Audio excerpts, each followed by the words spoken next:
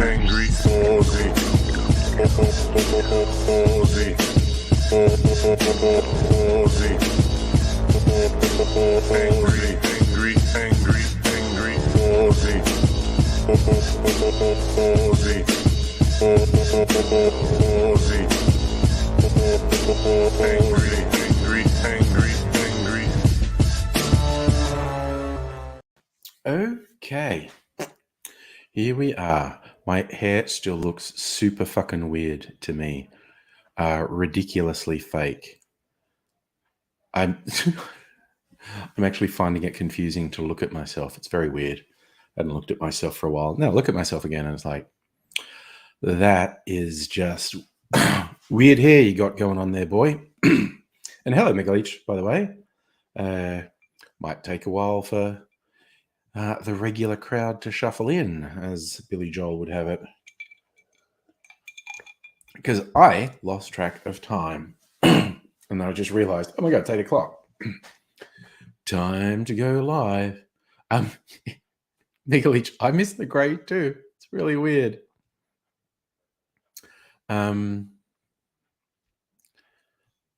This will start to fade, and I'll get a bit grey and grey. I mean, this was just a fun, silly thing to do, and what it's done is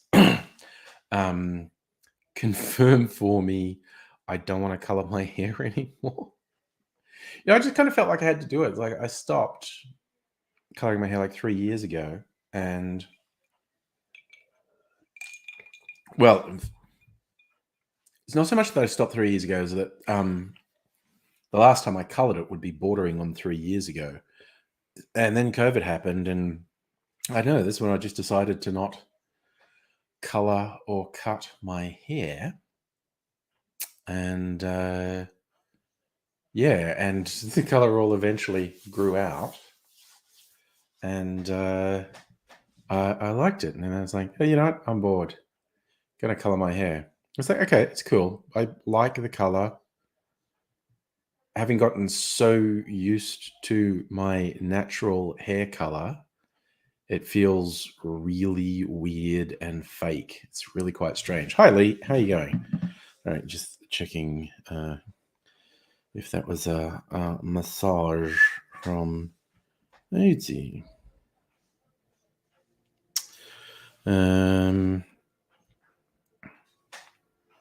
Right. God, we're coming into the last week of September.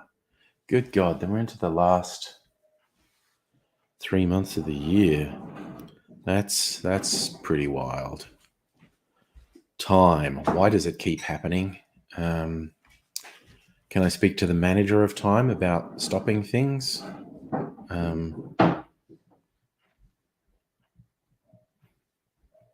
It's sorry, God, I don't know about anyone else, but I hate alert notices. Things for unread emails or messages, and I just have to make them go away. And this is just going to take me a second.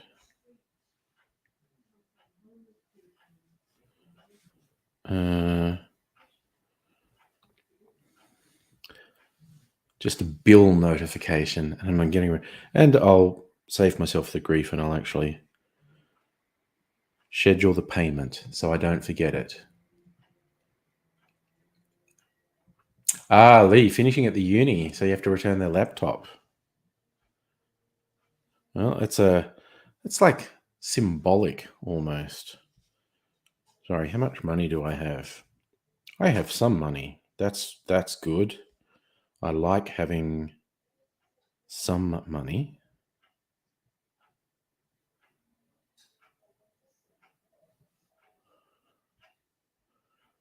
Sorry, what is this?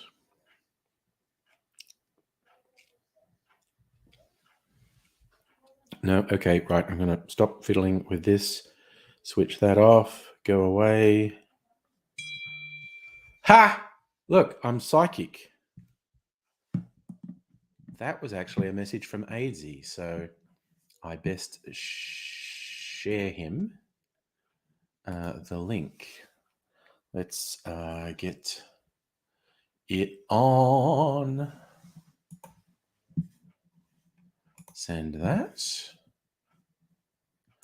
Do.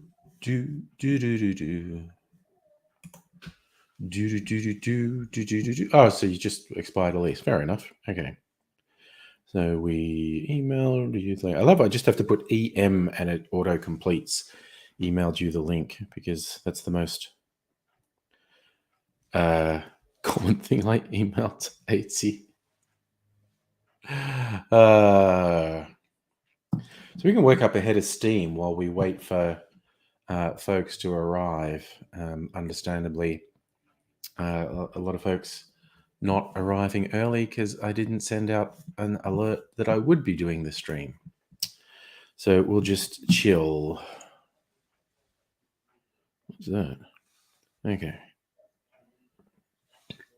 Okay. I think he was writing me another note and then he potentially stopped, but we'll see.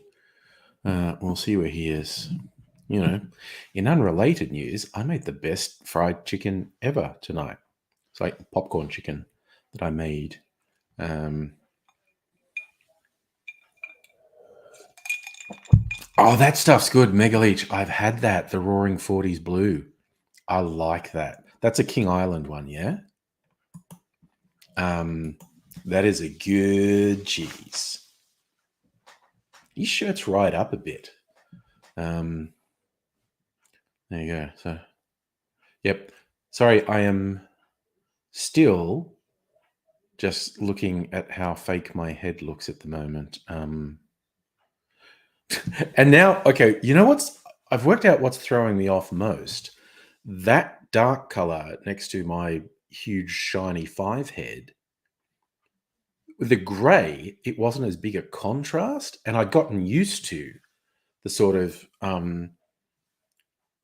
matching of the gray in my hair and my pale skin, and now it's like big pale forehead and really dark hair color, and it's visually weird. Oh wow, yeah, 90% off cheese, and it's blue cheese, so it doesn't matter if it goes up. It does, but it's a good cheese. Lee, you met a Canadian today. Hope you punched him. From Montreal. Got the hint you're Australian. It's a weird. Okay, Canadians not to be trusted. I was just saying, it's a weird random thing for a Canadian to think you're from Montreal.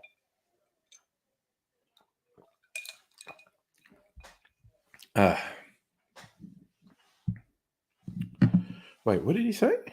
Send me another message.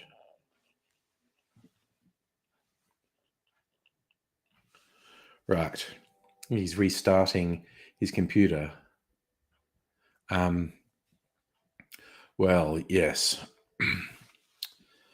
If you're going to be careless and make friends with Canadians, Lee, well, I don't know what to say, but I guess someone's got to be friends with Canadians, honestly.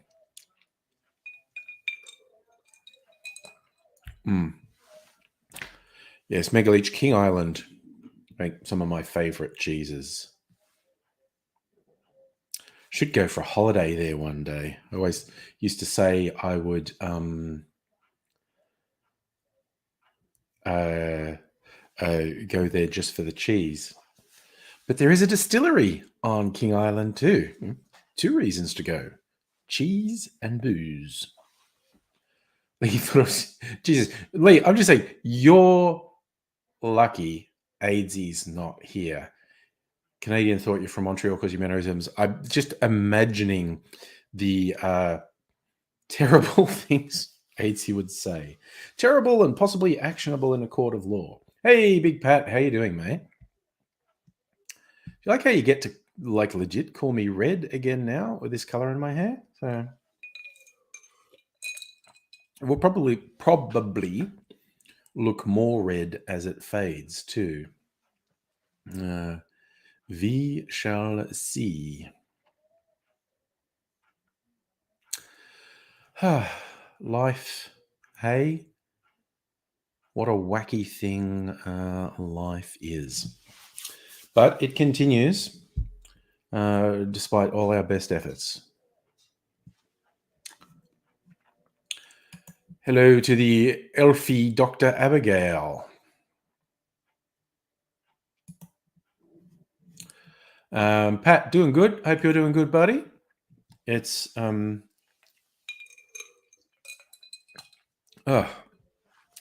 as how you can tell, I'd lost track of time. I wasn't thinking. I know. See, but Lee, that's the thing. Everyone says Canadians are polite, and so AIDSy automatically says terrible things about them. It's funny because it's not true. Did I hear about the guy who dipped his balls in glitter? Pretty nuts, salty. Why are you coming out with dad jokes? Honestly.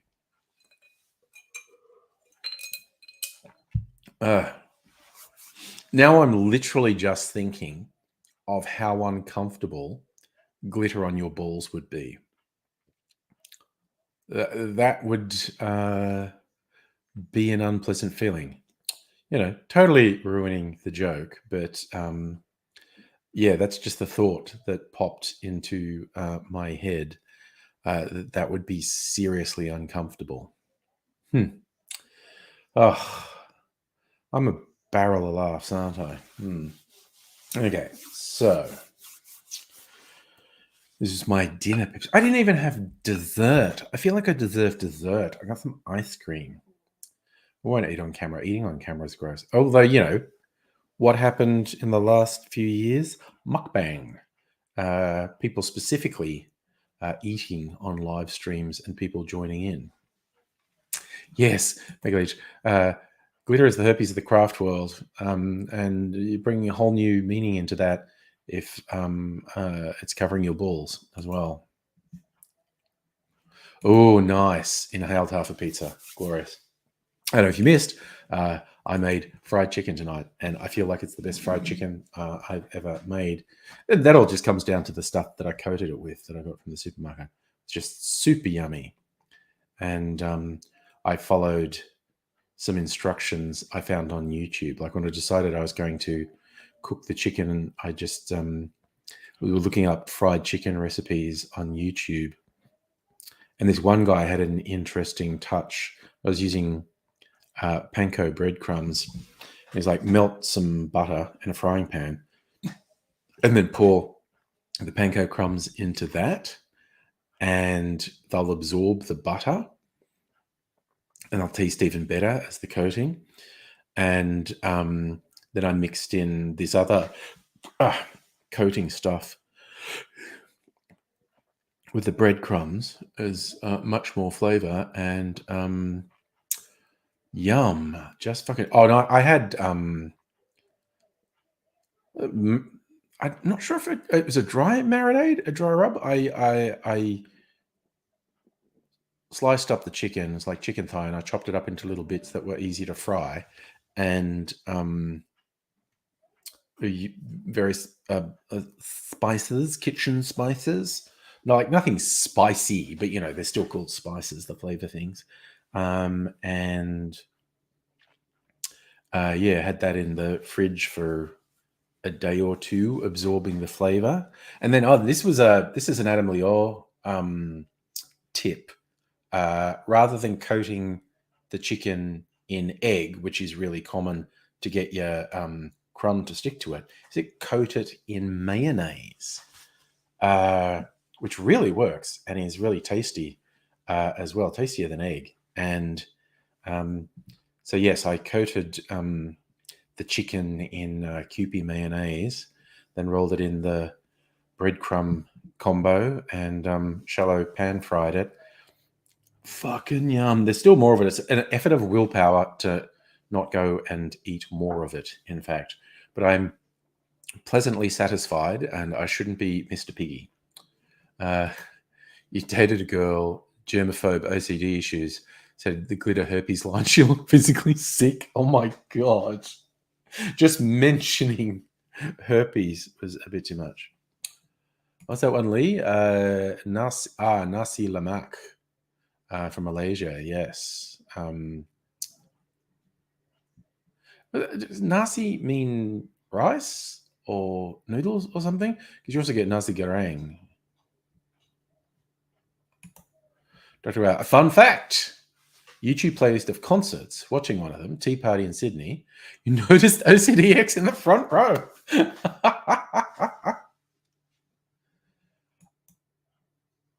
Oh, Laksa, I'm a bit of a wuss with spices. Oh, Megalich, you want to see the chicken? Okay. And then I'll eat the chicken. But, all right.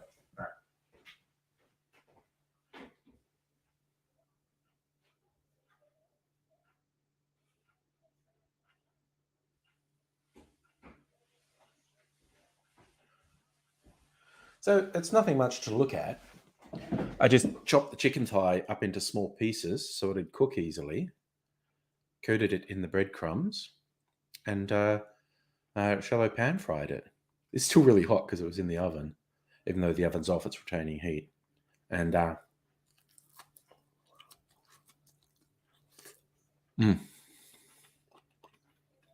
my God, it's good. I was just not eating this. Now I want to eat it all and save some for tomorrow. The chicken's really tender too.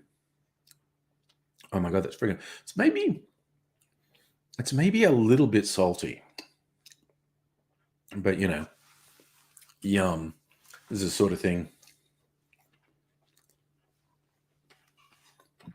Oh my God, it's really good.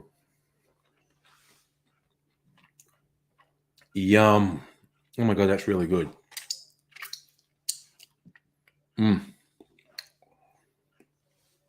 I had to exercise some self-control when I was serving myself. I cooked chips as well, chicken and chips. I had to exercise some self-control with the amount I put on my plate, because you put a fucking mountain of that in me and I would just eat it. Megaleech, pretty fucking awesome idea, actually. A buffalo or blue cheese dip. Again, I used a mixture of barbecue sauce and Kewpie mayonnaise, which was also yummy. Dr. Biel, missed the OCDX. Pleasant to talk to, be around. Issues, had to sort them out. Yeah. Oh, well, I mean, speaking of issues, I was bringing up Gabor Mate, the other stream. I was watching some YouTube interviews with him after hearing people talk about him for a while. And wow, he's on the money. It's really interesting to hear him talk. Like there was just this thing with towards the end of this little 10-minute video, and then he asked the person interviewing him, like, think of something when something went wrong, someone upset you or let you down or whatever. And so, me watching along, I was thinking that myself. And then the host kind of tells his story about what comes up. And I was thinking of obviously a different thing in my life. And I felt exactly the same. And then Gabor says, you're feeling like that because you're seeing like the worst version of yourself. The reason you think someone deliberately fucked you over is you think you're the sort of person who deserves to be fucked over. And it was like, wow, that was pretty on the money. I'm going to watch some, because there's a shit ton of stuff on YouTube. In fact, there's a Joe Rogan bit talking to him, and I don't have a lot of time for Joe Rogan, but I am quite interested to see what the conversation with Joe Rogan is like.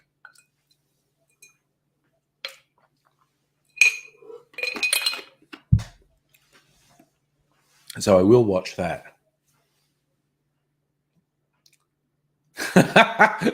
Oh my God, Dr. Abigail just trotting out the dad jokes tonight. I hate those people who knock on your door and say you need to get saved or you'll burn. Fucking fireman. Oh my god, I just love that type of joke. It's fantastic. All right, so still no ADSy, but that's not all that surprising. Ah, damn, Gift Pest Slayer can't sleep.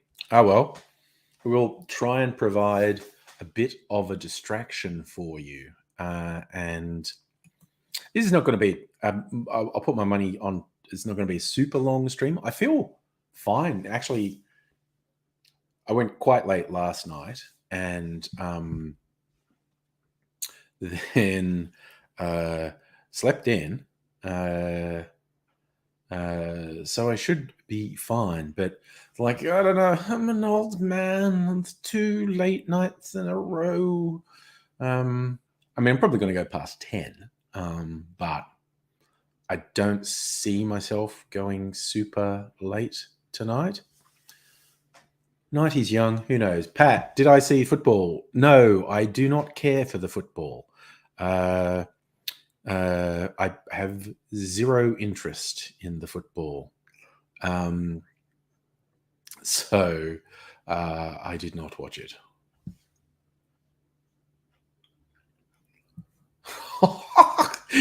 They just keep coming. Remember when my son became of age, he started getting curious about the human body? Right pain in the ass to find another place to hide it.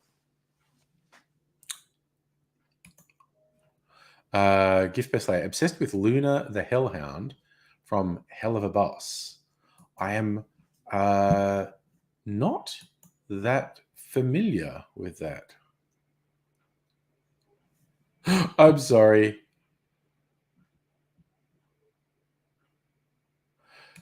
Oh, God, this headline just got me. Don't want to talk about the Royals, but headline. Disgraced Prince Andrew worries he'll be kicked out of Royal Lodge and thrown to the wolves. What? Disgraced Prince Andrew worried he may face legal repercussions for his gross illegal activity involving trafficking of underage young women? No. Oh, no, not thrown to the wolves.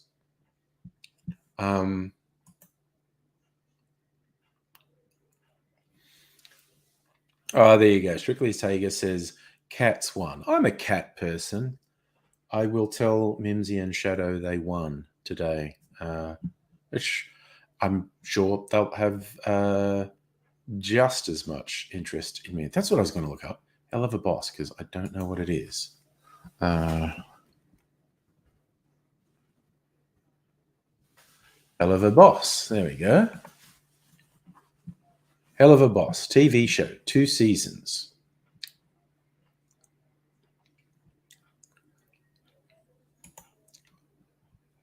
First aired in 2019. In Hell, Imp Blitzo runs. Oh, fuck off.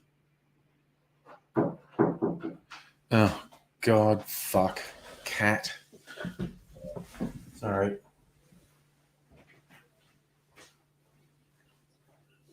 Yes, I left it open. Yes, Mimsy has come in. Imp runs an assassin business targeting the world of the living using a spellbook borrowed from a Prince of Hell. With employees Moxie, Millie, and Luna, they attempt to survive each other while keeping business afloat. There you go. Creator Vivienne Medrano. What do we know about Vivienne Medrano? Salvadoran American cartoonist, voice actress, and writer. Noted for creating Hazbin Hotel, Hell of a Boss, and Zoophobia. Oh, there you go. Oh, there you go. You're into the other one. Charlie Veggie and Angel Dust from Hazbin Hotel. Thanks, Nug. I got bored and coloured my hair. Oh, well, that's good, Strictly Sega. Cats fans were nice to say happy they won. That's an excellent reason to be happy. Oh, okay.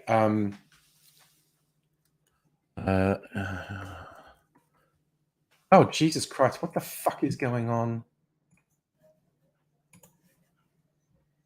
I'm going to write his name down. Gabor Mate, a Hungarian physician. He specializes in mental health things. Very insightful and really compassionate guy. He comes at everything from a perspective of compassion.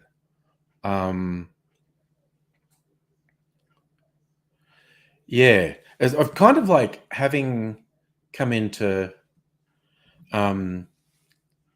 contact with him now. I now feel like anyone who wants to tell me that ugh, Jordan Peterson is good. I gently say, what is it that you like about Jordan Peterson? What do you get from it? And most people who aren't complete steaming piles of shit will say, oh, there's that positivity, as the idea of getting yourself in order, and those are the positive things you can take from that dickhead. But then I think I would just nudge them and go, I think you'd get a lot out of listening to Gabor Mate.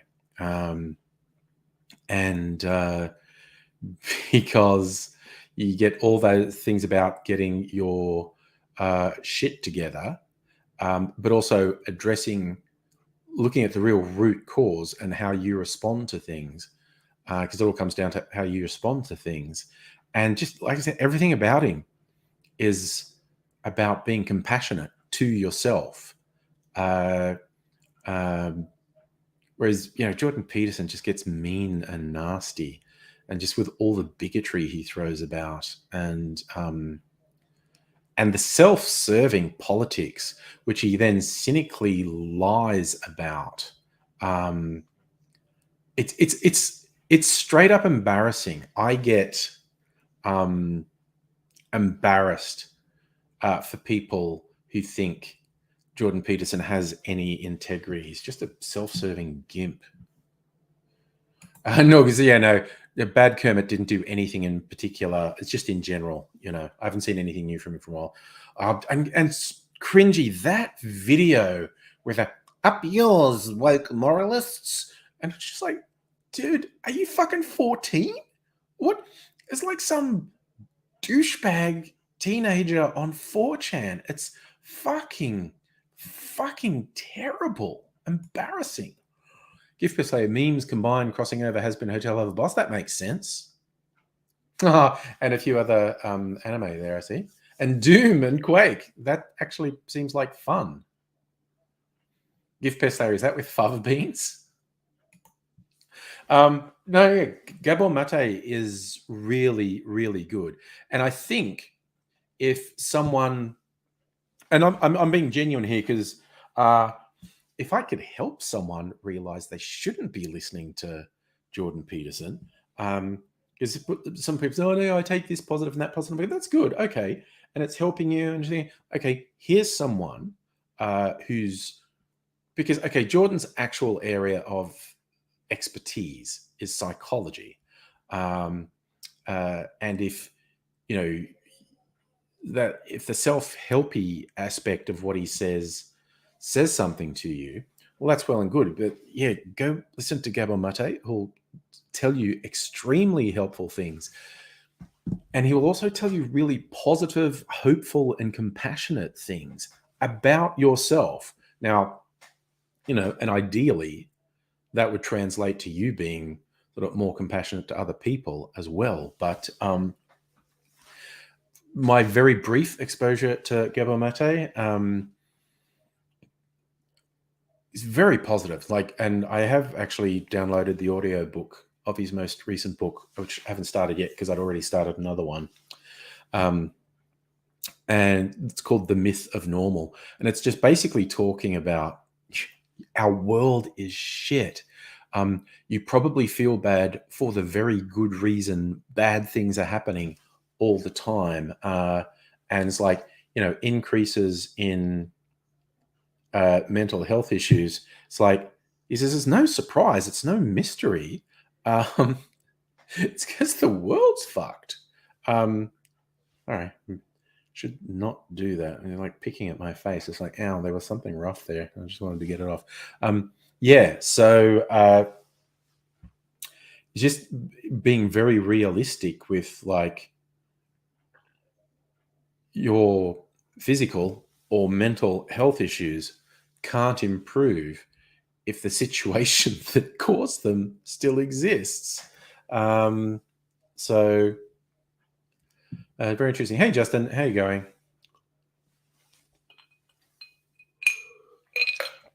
All right.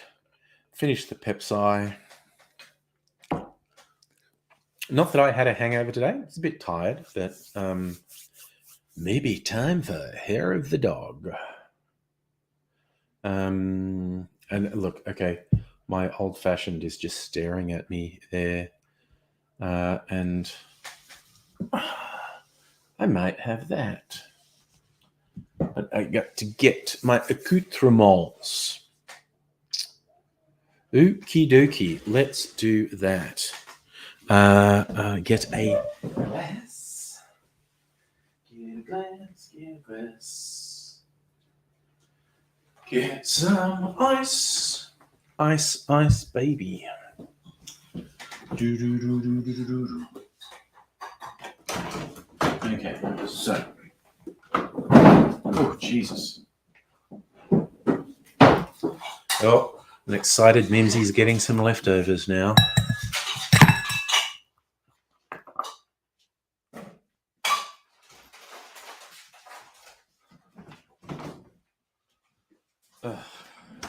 She's actually pretty quiet about her excitement there. Can you leave the door open a little bit so she can get out?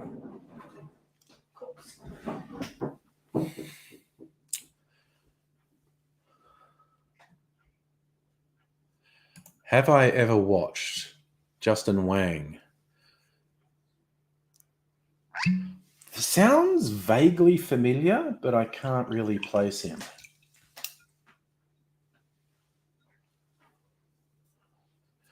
I love he's using his name as a cartoon sound effect. That's pretty good. Music Over going to a LARP camp and Renaissance Festival in Lang Lang since Thursday. Nice. Justin, I think last night's stream went till 2. You know, it's one of those things where I'm a little bit vague about it.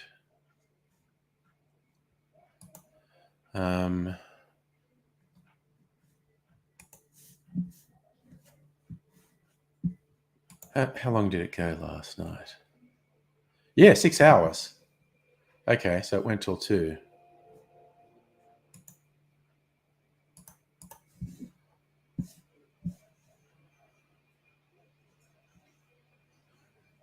Okay. I'm just seeing because I was opening YouTube and because I've been watching Gabor Mate videos, it's recommending more to me. One, the thumbnail says, being too nice will kill you. And then the video is called The Dangers of Being Too Nice with Dr. Gabor Mate.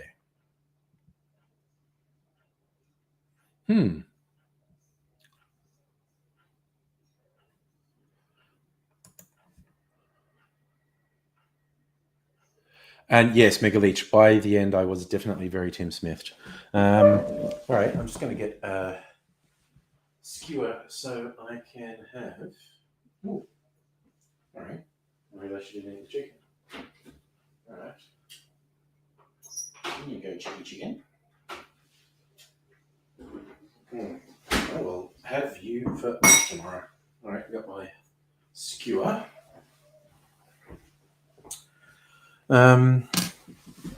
Just what's the longest you've had a stream go for?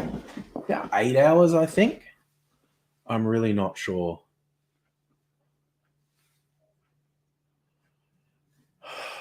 Okay. GIF Pest Slayer.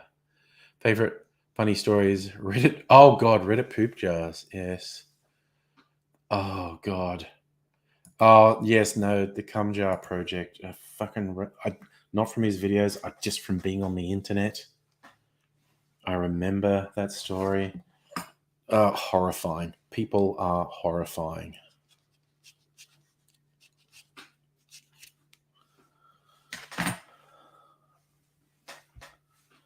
Gonna squeeze some orange oil onto my drink. I think it goes particularly well with a whiskey old fashioned, which is what I'm drinking. All right, I definitely got to make my barrel Sazerac tomorrow. I don't think there's many of these cherries left. They're not as good as the Luxardo ones, but I don't want to waste them.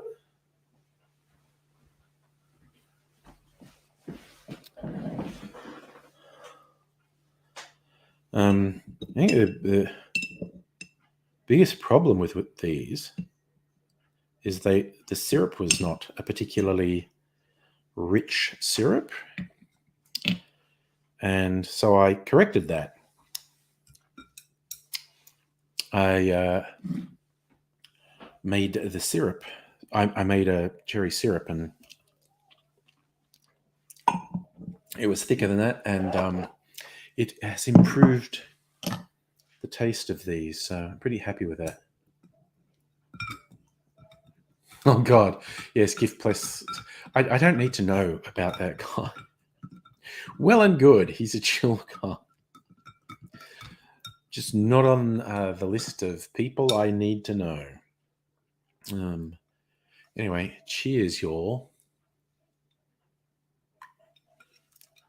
I think if memory serves me correct, while I was quite Tim Smithed by the end of the 6-hour stream, I survived 6 hours.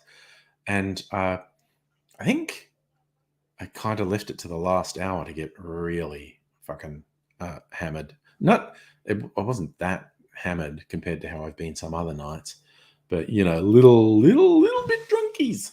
And I think that was mainly in the last hour. I got really drunk. But yeah, that's what it is. So I'll just have a drinky or two this evening. Ooh, I want to have my martini because I put something different in my martini, and I want to see how noticeable that is, if at all. So, but old-fashioned first. Oh, God, that almost slipped out of my hand. Condensation on the glass. I'd be super upset if I broke this glass. It's a slightly expensive glass, and I like it. I think I can get it replaced. Now I want to look that up. Can I go back to the Bitters Lab?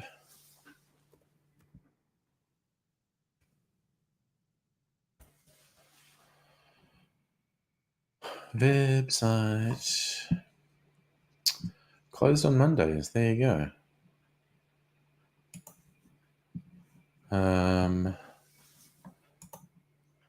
That's right. The website's called Only Bitters.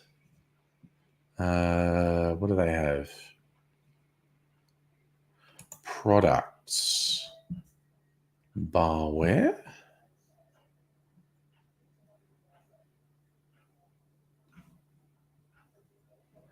What do we got? Bar tools, stirrers, mixing glasses, glassware. That's what I want. Glassware and cups. They still sell the tiki goblet that I've got. Other tiki glasses.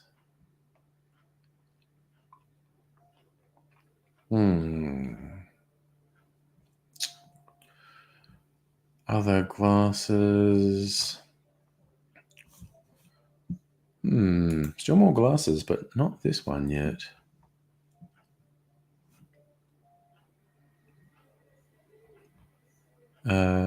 Yes, there they have it. There, I've got the whole set. The lace old-fashioned glass, the lace martini glass, the lace Nick and Nora glass. All right. I could get a replacement if I broke this. I don't plan to break it, but you know. The best laid plans of mice and men. Now I'm just on the site. I'm just looking. Do they have anything interesting on special?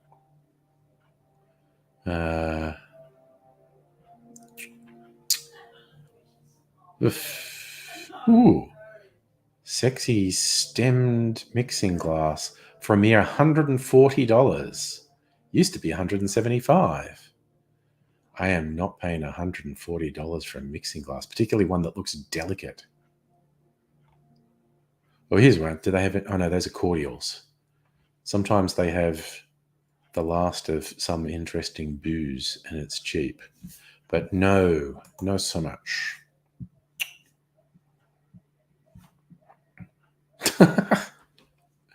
Today's trivia, Justin. Your dad's girlfriend lives next to Opera, a few kilometers from where Prince Harry lives. There you go. Oh.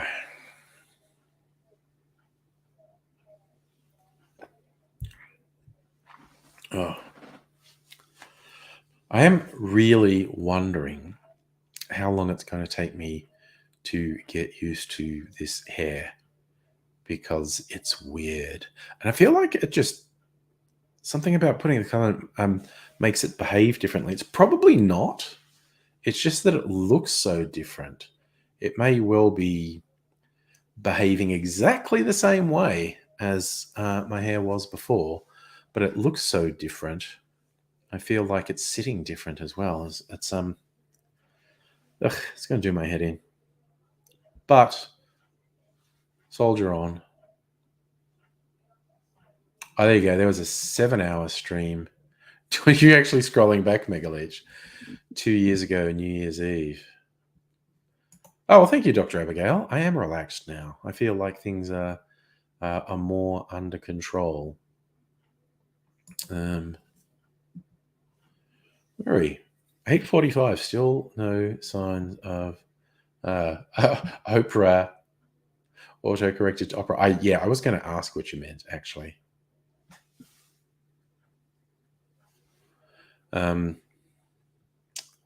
Rich people.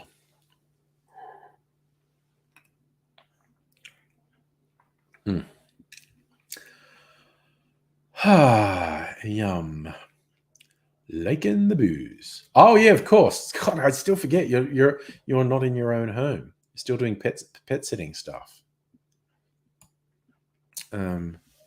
As I've seen Nettie posting pictures and stuff on the socials. Her Queensland trip. I'm just going to tie my hair back. Actually, that looks a bit more normal to me if I do that. I don't know where my hair tie is, though. I had a hair tie somewhere. Oh, well, fuck it. Shirt riding up again. There we go. I'm such an uncouth individual. It's a thing, I guess. Just got to deal with me being uncouth.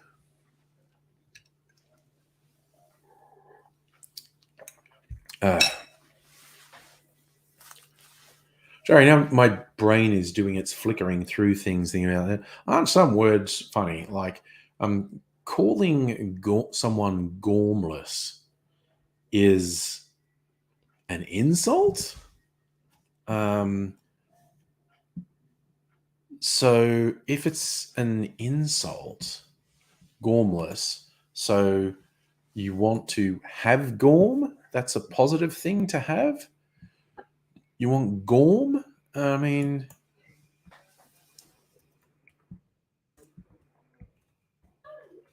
gorm doesn't sound that good. Gormless, lacking sense or initiative, foolish. So, but is gorm a word? Dictionary.com.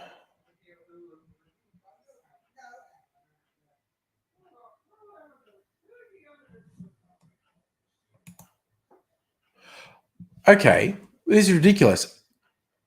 A gorm is also a foolish person. So if you're gormless, you're foolish. But if you're gorm, you're foolish. It's just saying we're all foolish, which honestly, yeah. Lives in California version of Brighton. Yeah, that makes sense. Oh, boss used to hate it when I shortened his name to Dick, especially since his name was Steve. Yeah. Sorry, and that just reminded me of the terrible Mike Myers Netflix show. Oh God! Now it's driven out of my head. It's so bad. The Pentaverate. Oh my God! There's like the driving from Canada to New York, and the character says, "Oh, it's the hotel my friend owns," and you see it, and it's called Big Dick's Halfway In. He goes, yeah, my friend Richard, he's a big guy. We all call him Big Dick, and he wanted a hotel that was halfway between Canada and New York, and so that's it. You know, Big Dick's halfway in. So they basically hammer this. Do you get? It's funny because it sounds rude.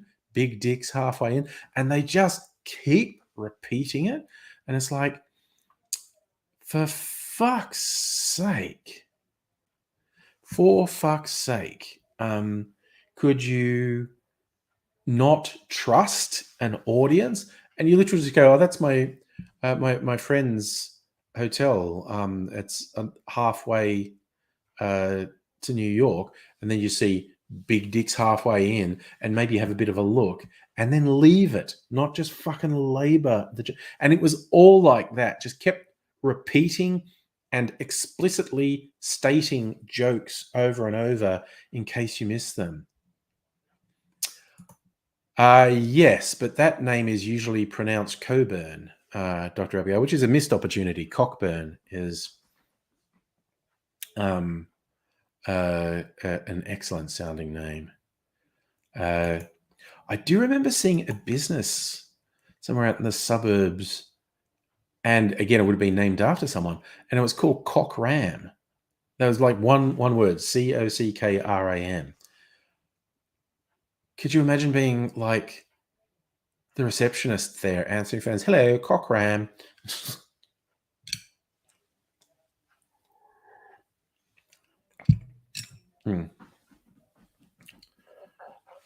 Yes, no, that's not great. So I feel like someone who keeps that name is being really defiant, and just saying, no, everyone thinks I should change my name because it's a terrible name. I'm keeping it. Fuck yous all. Oh, there you go. Strictly Sega. There's a suburb in Perth called Coburn.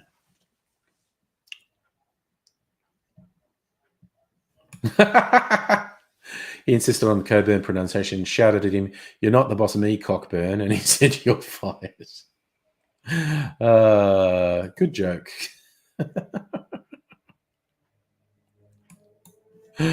Oh dear. Oh yes. I mean, very, very difficult to resist. I was going to say very hard to resist, but we're already talking about Cockburn. Don't want to start talking about how hard it is as well. So,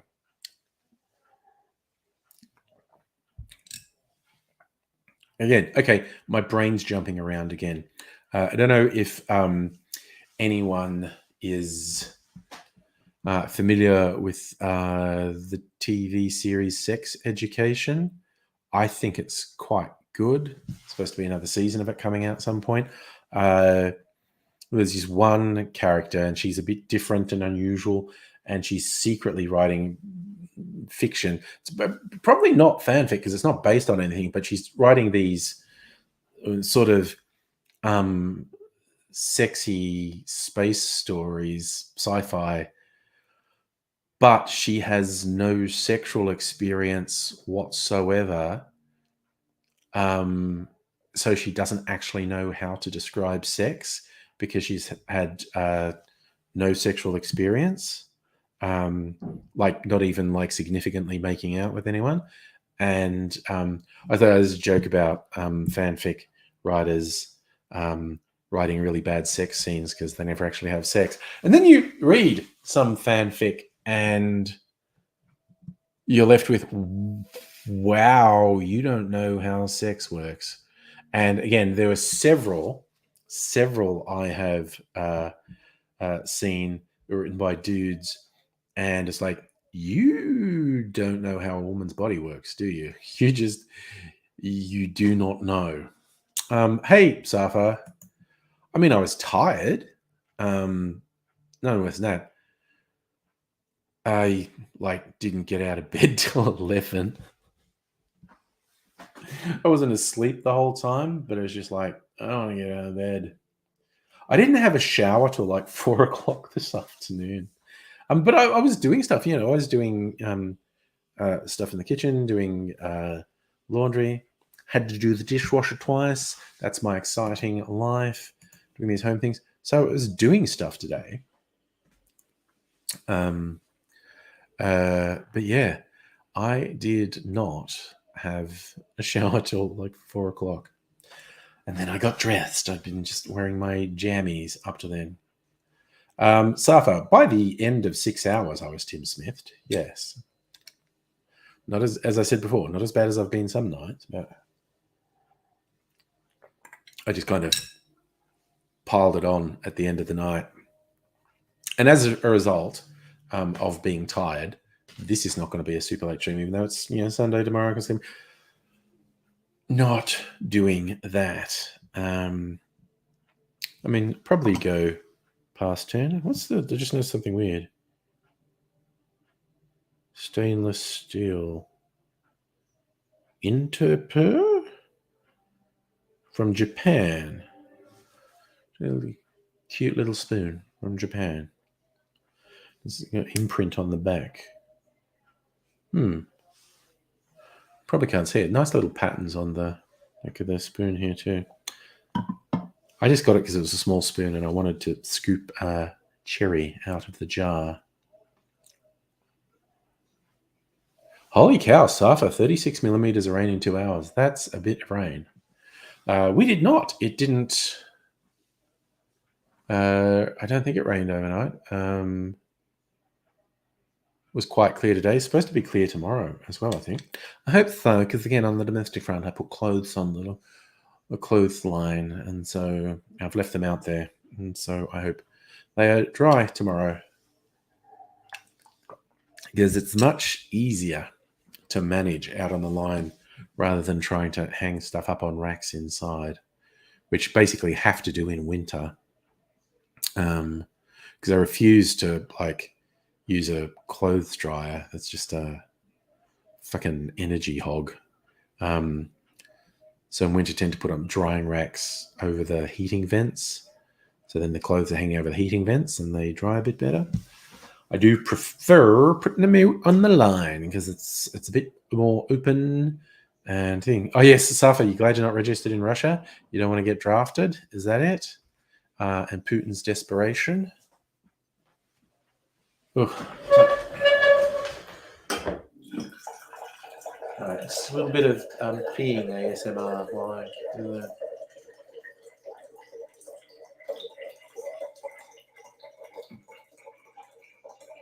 Now's probably not the time, but Yeah. I feel like the marinade that you put it in and the breadcrumbs separately on their own, I think together they were a bit kind of too much for me. Okay. I don't know if it was salty or I don't know, but it felt a bit much for me. It was a little bit salty. Yeah. I think that was the new thing I got. But anyway. Yeah. Anyway, it was one that both together I think was the problem. I don't think it was one or the other. Quite possibly.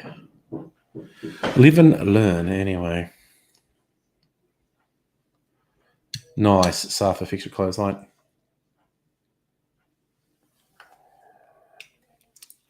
You get this weird thing in America, like in the really sunny states, where homeowners things say like, you're not allowed to put clothes on the line.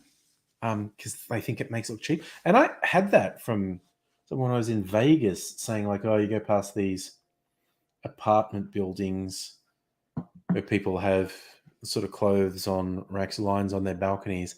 Yeah, and there's like that's what the poor people do. And it's like hanging clothes on a line is derided and even illegal in most areas. You have to have a clothes dryer. It's a fucking farce. Safa, that was young Ms. Angry. She's giving a review of the chicken.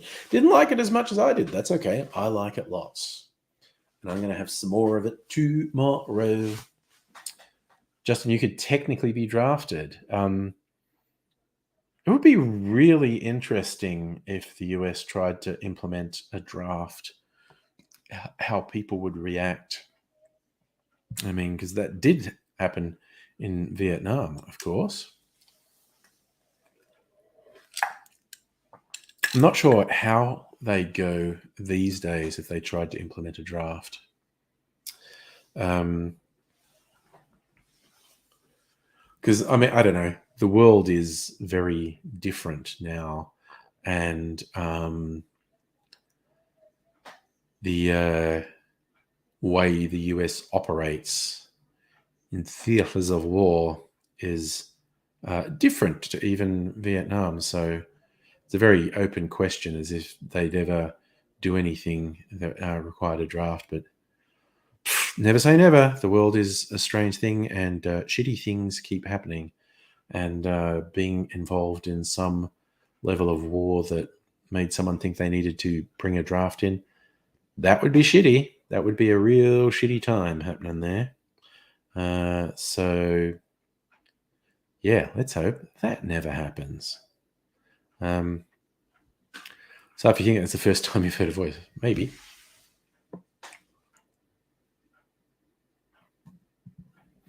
Justin, they got the wrong address and you have cerebral palsy. They would reject you.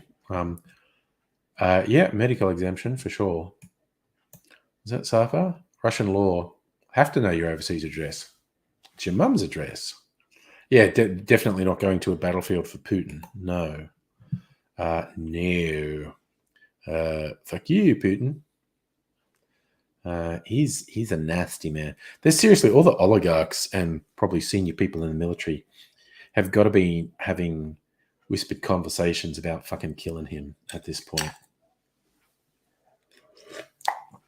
Okay, we're now an hour in with no AZ. That's I don't know. He still could show up. How long ago was the last message? Yeah, almost an hour ago. Okay. Okay, for him to not show up for an hour after saying he's going to speaks to some profound issues happening at his end. But who knows? Maybe they will suddenly get resolved. Yes, Safa, good take. Don't actually go back to Russia or Ukraine until Putin's dead. Yes, Dr. Abigail, the strange deaths of Putin allies. Yeah. Who knows what's going on? Safa, yes. Trotsky. I don't think anyone's actively trying to kill you, though, which was Trotsky's main problem. Ugh. Back in the day in Sydney, when I used to hang out with anarchists and we make fun of the various communists, and particularly the fringe ones, and the Trotskyites were pretty funny. And a friend of mine, just to wind them up, was like making it like a riddle. Why did Trotsky get stabbed in the head with an ice pick? I don't know why. Because he fucking deserved it. Trots don't have a sense of humor. I think sometimes you go, because you just refer to the Trotskyites as trots. His other version was, why did Trotsky get stabbed in the head with an ice pick? I don't know why. Because he was a fucking trot.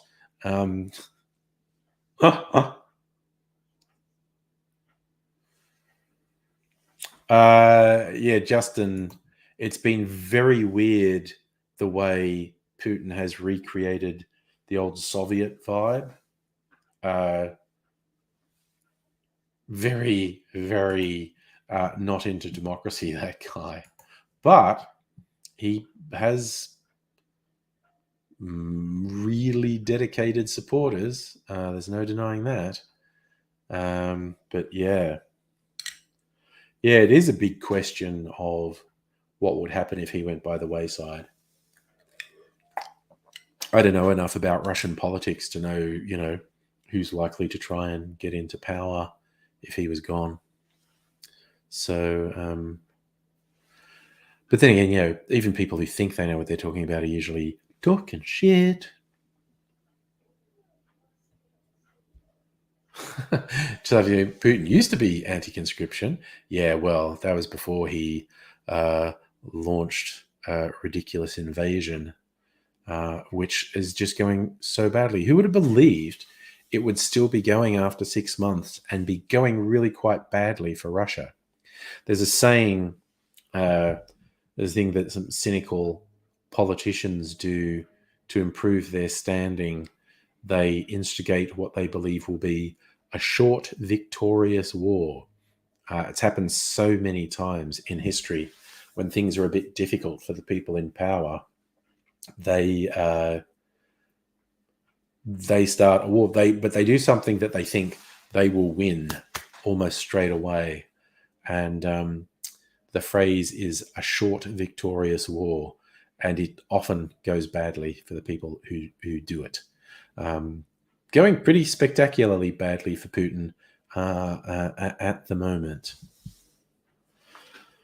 All right, now I do want to try my martini. And that may or may not be my last drink for the evening in the alcohol. I don't know. I'm a wild and crazy man. Anything could happen. Yes, that was the saying, it'll all be over by Christmas. I believe you're right. They might have said that in both World Wars. I don't know.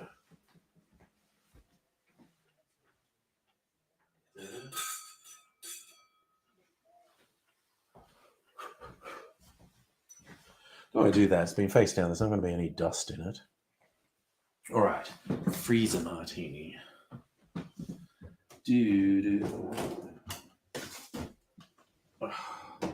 Looking very clean because I filtered it.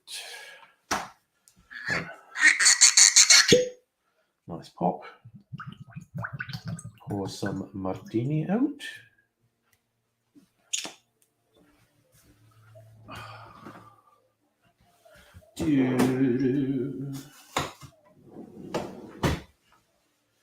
Okie dokie. You know what? I'm going to put a peel in it too. Almost finished with this little blood orange. I can juice it and use the juice for something. Put a bit of orange oil on my martini. And drop that in. Ooh, yes. Got an oil slick on the top of my martini now. Lovely orange oil. Cheers, y'all.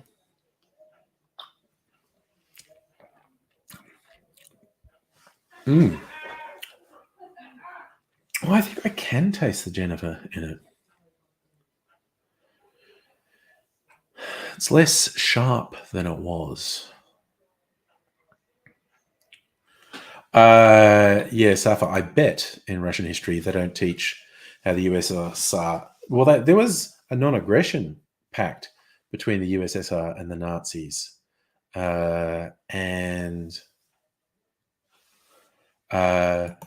Big surprise, Hitler wasn't trustworthy. And he thought he could take Russia or the USSR. And which really significant tactical error on Hitler's part. Because if he had literally kept to his non-aggression pact with the USSR, history would be well different. But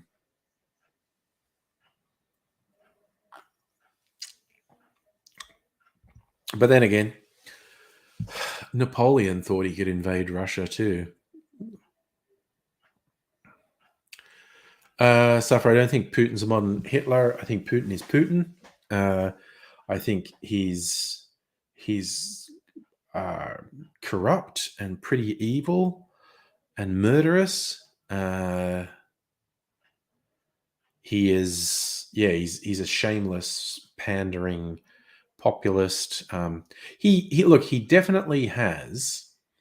Well, he's an authoritarian. I mean, he's using the fascist playbook essentially with the way he sets things up. He's very obviously an authoritarian. I would let someone who is actually better versed in the nature of fascism and the nature of what's happening in Russia to say whether or not you could legitimately call him fascist. Justin, I don't know that that's true. The only reason D-Day succeeded, Hitler was a moron. I don't know where you're going with that. And again, my history is not 100%. The invasion was a huge risk that almost didn't pay off.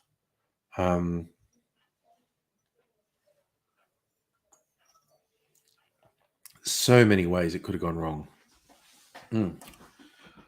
My freezer martini is yum. That's good. All right.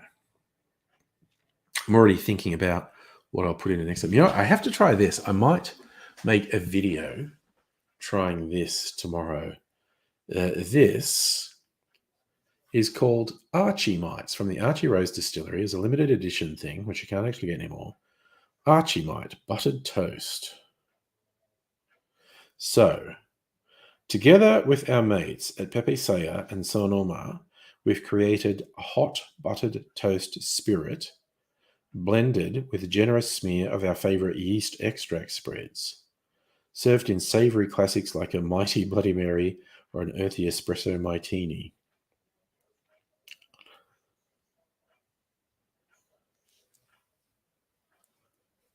And this is a little sample bottle of it. So this is apparently meant to evoke Vegemite on buttered toast. So I haven't tried it yet. I want to genuinely try it on camera for the first time, get an honest reaction to it, and then maybe make a martini with it. Oh, Megaleech, I'm willing to bet it's way better than my Vegemite vodka. For those who don't remember the deep history like Megaleech, a couple of years ago, I still have, it's in the fridge. God, I should look at it. It's probably just gone super manky. I put generous spoons of Vegemite in vodka and left it for, I don't even remember how long. But anyway, the vodka really took on the flavor of Vegemite. It's awful. I did manage to make a palatable martini out of it. But straight, it was absolutely awful. Just terrible stuff. I think the Archie Mite will be much better.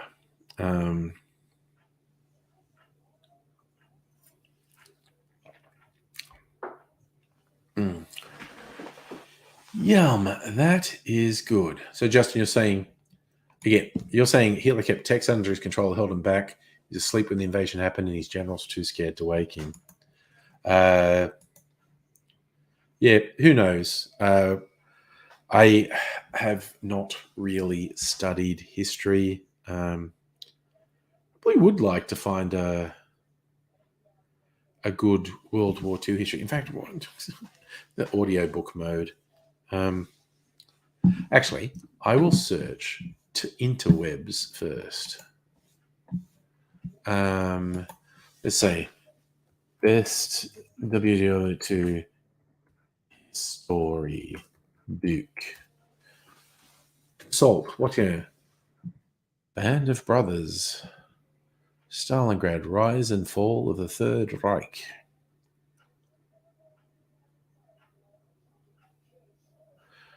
Okay, 10 top non-fiction books about World War II.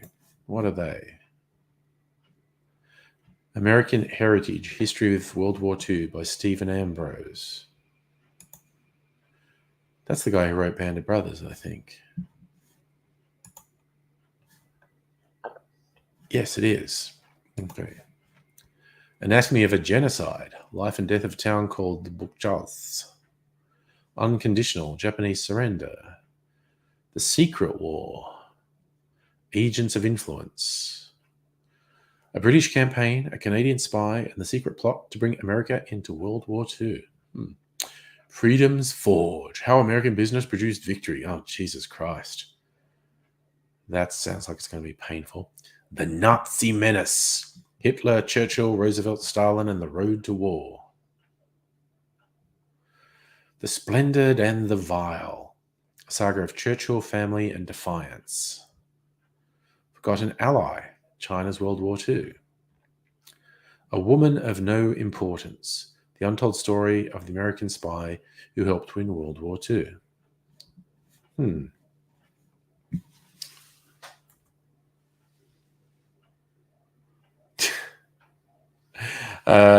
Yes, I'm on the internet and I'm looking for war porn at the moment. So here's another one. 21 best World War II books that examine every angle of the conflict. Okay. Normandy 44, D-Day and the epic 77-day battle for France. 1942 by Winston Groom. Revisit Americans' entrance to the war. From the Pulitzer Prize-winning author of Forrest Gump. Studs Terkel, The Good War. Relives personal tolls World War II through interviews, soldiers, sailors, and civilians, providing unfiltered accounts from those directly affected by the war. Auschwitz and the Allies. The Miracle of Dunkirk. Hiroshima. With the Old Breed. At Peleliu and Okinawa. Grunt's Eye View of Infantry Combat in the Pacific Theater.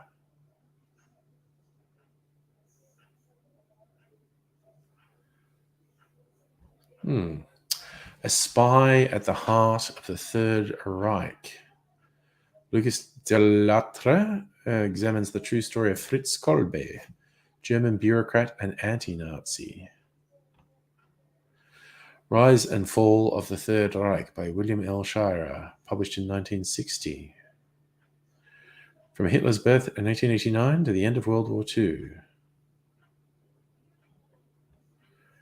The Rise of Germany.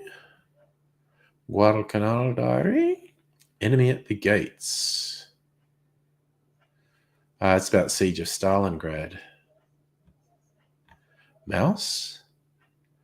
Big Week, the biggest air battle of World War II.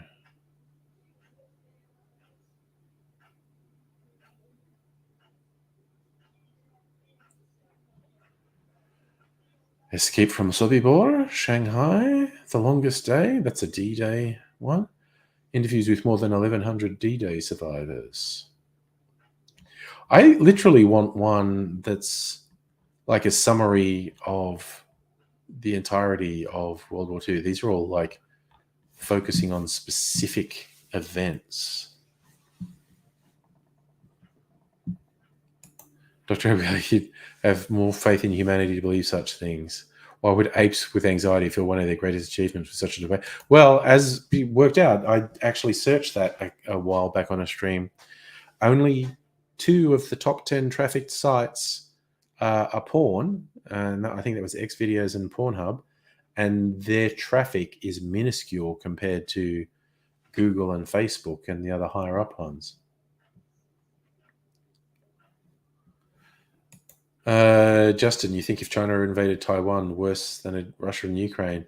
There's certainly an element of difficulty, as you say, with an amphibious invasion that Russia didn't have with Ukraine. I'd just rather not think of China invading Taiwan. Very, very, very, very unpleasant turn of events that would be.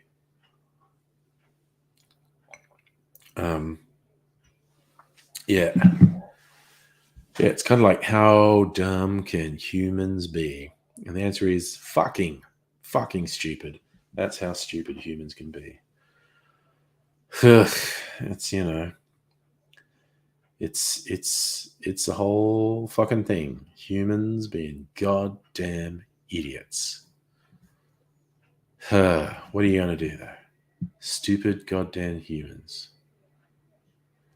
Well, no, so technically China has not been trying to do that for 100 years. I personally think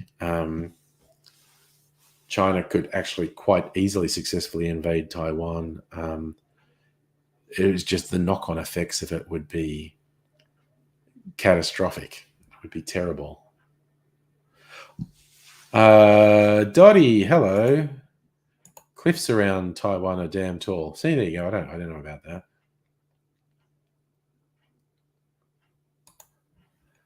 Safra, if I talked about the Optus hack, I have not actually. Speaking as someone who works in cybersecurity, that may well be an interesting topic of conversation at work next week, because we're always trying to raise people awareness of those types of things.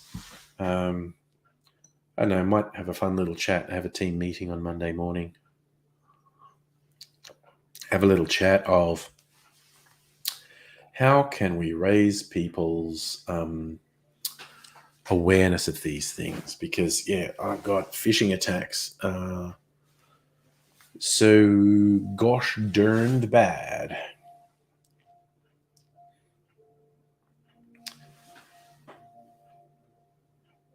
Safra, are you an Optus customer?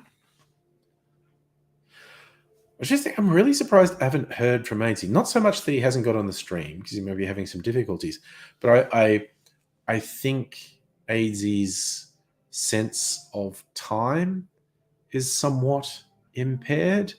Like, if he is still trying to get online, he may not realize he's been trying to get online for over an hour. But what I'm most surprised is that I didn't get a text from him saying technical problems. I'm not going to make it.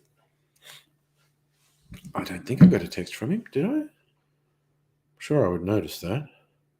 Yep, no, an hour ago he sent me a message saying, be with you shortly after a reset. And that was the last anyone heard of Aidsy.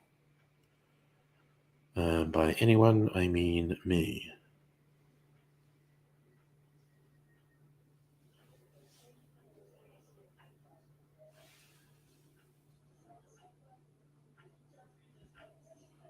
Okay.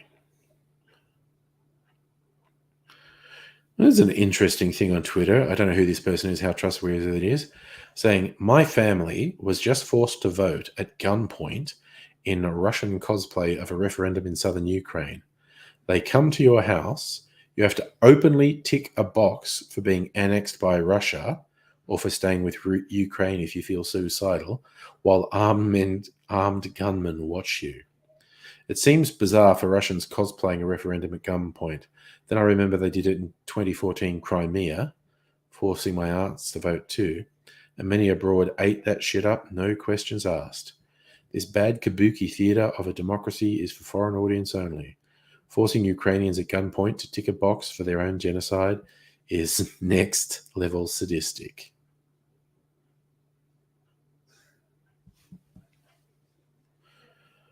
Ugh. Putin, what an asshole. Ugh. Hi, Taz Chick, by the way. Hope you're doing well. Cheers to you. So yeah, see, Cypher, I also think you may have hit the nail on the head. What was the reset? His router or ADSy himself? And that's the thing. If it's a full reset on ADSy, that can take days to calibrate. Forget hours. But I almost feel like, okay, do the Candyman thing, say his name 3 times. Because I don't think ADSy is going to join us, because ADSy would have been here by now if ADSy was going to join us at all. So I think no ADSy tonight. There you go. I've said his name. That was 4 times in less than 30 seconds. So that should get him. Oh, yeah, that's right. Dr. Abigail, he stayed for the whole thing, yeah. But he texted me and said he wanted to come in.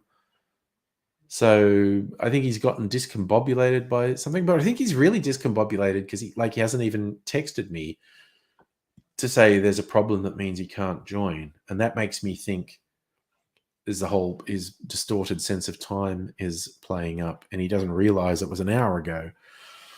But we'll see. Yeah, Megaleech has called him in the chat as well. So I don't know. It has actually worked in the past. Say his name 3 times and he will appear. Bit of gas, a little bit of gas there. So, oofed. Kind of tempted to get the chicken and chips out of the oven and put them in the fridge. I have never been diagnosed with ADHD, but all my friends who have and share ADHD memes online, I always see them and I laugh and go, hashtag relatable, then go, wait, why? Why, when my autistic, ADHD, neurodiverse friends post stuff, do I find it so relatable? What could be behind that? I don't know. Okay, there's no conclusion I could draw. Oh wow. Okay, so he didn't finish prostitution stories. Well, we need resolution. We need closure.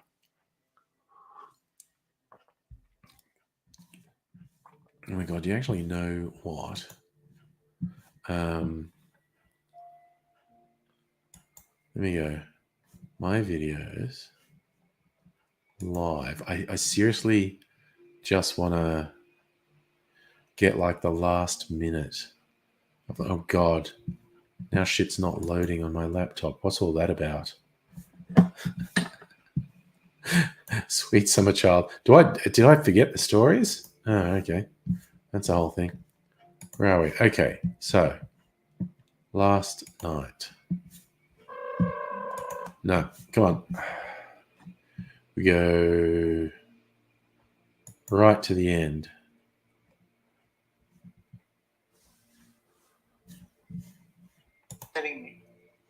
Because yes, sir. Look, I look up to you. You know I do. We have to. I look up to you, and you're a clock watcher, and anyone who watches this might go, "What are these people?" We are definitely off stream. We're going to do a thing that is bad and debauched and criminal in most jurisdictions around the world. Yeah, no, I'm pretty drunk. I'm about to get naked. I'm gonna take my top off. Look, there's my. Yeah, you can't fucking stop us. You can't fucking stop us. That's the whole thing. Bye for now. Did you notice me blink when you did that? Okay, so I was pretty drunk, but I was referring. Oh, ADHD stuff. Sorry. Yeah. Okay. I still don't get your point. Was I? No, there was no afterparty. Did I get combative trying to listen to ADSy stories? Yeah, that's a sign of me being drunk.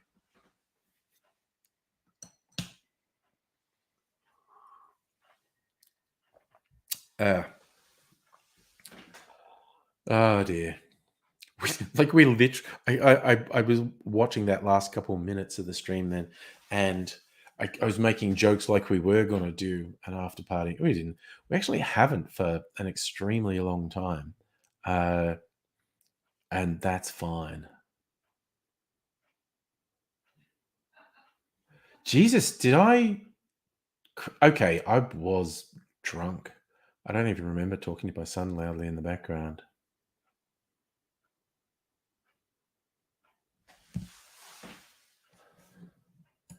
So he got annoyed a few times during the night. We wanted to have some airtime during his monologues. Yeah, well, you know, sometimes you just have to put your foot down.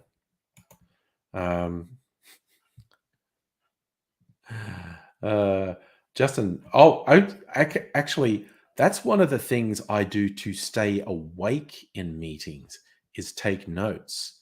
So no, I have regularly been the note taker in meetings. I usually have to do something. Oh God, was my mic trying to do smart things? Because I guess it's not a super expensive mic, but it's it's a good quality mic. So it was trying to pick me up. So it was, oh God, stupid artificial intelligence microphone. At what point did my son come home? Because I fucking don't remember that. But yeah, it's 2 a.m. Jesus Christ. Who remembers stuff that happens at 2 a.m.? Not me.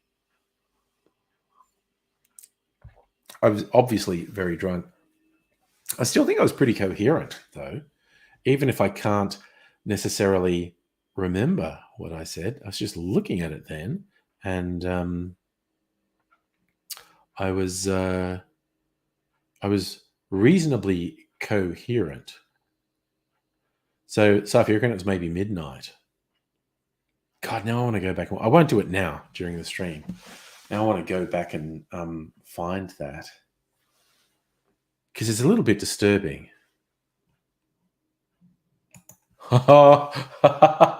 Okay, that's pretty funny. I kept failing to mute my microphone while talking loudly in the background.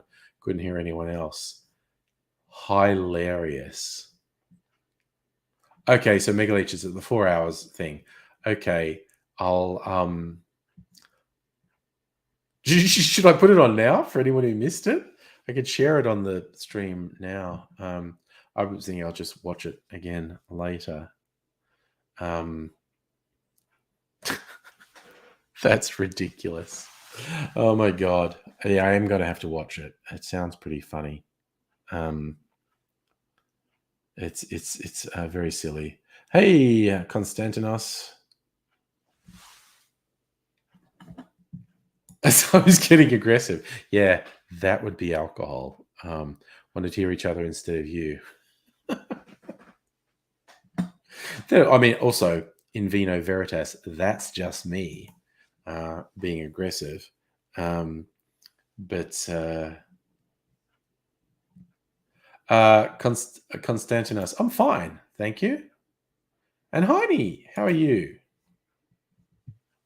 All right, I'm definitely going to have to watch that portion of the stream back again because it's sounding a bit funny, quite honestly. Oh no, Safra, I've never had a drunken punch on. No. Despite my various jokes and personas and behaviors, I am not a violent person. See, Safra, that's an impossible question to answer. From what time don't I remember? I don't know. I don't remember. But also, I don't commit the live streams to memory, even ones where I'm, sober or relatively sober. I'll not really remember what I said on streams because keeping up a stream of consciousness monologue takes a lot of brain power. But I absolutely categorically do not remember my son coming home and me being loud and getting aggressive I am going to have to watch that back and see what happened. I think I'm going to have one of my non-alcoholic beverages. Which one will I have? Wait, which one's that? Oh, ginger ale. Okay. I might actually have a ginger ale. I was going to have this blood orange one. I might have the ginger ale, actually. That sounds good. Ginger ale, but I need a bottle opener. I'm not one of those really macho people who can take one of these, because this is not a twist top. Some people can take these off anyway, because they're tough, and I'm not. I'm going to get a bottle opener. Oh, there's one right here. That's handy.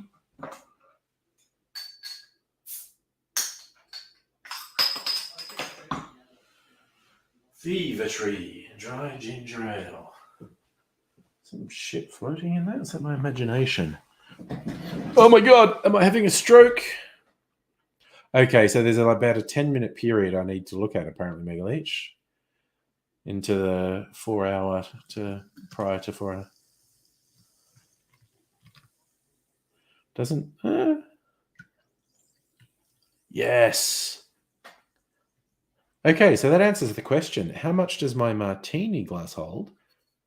200 mils. Got to be a bit careful. That's pretty full, though.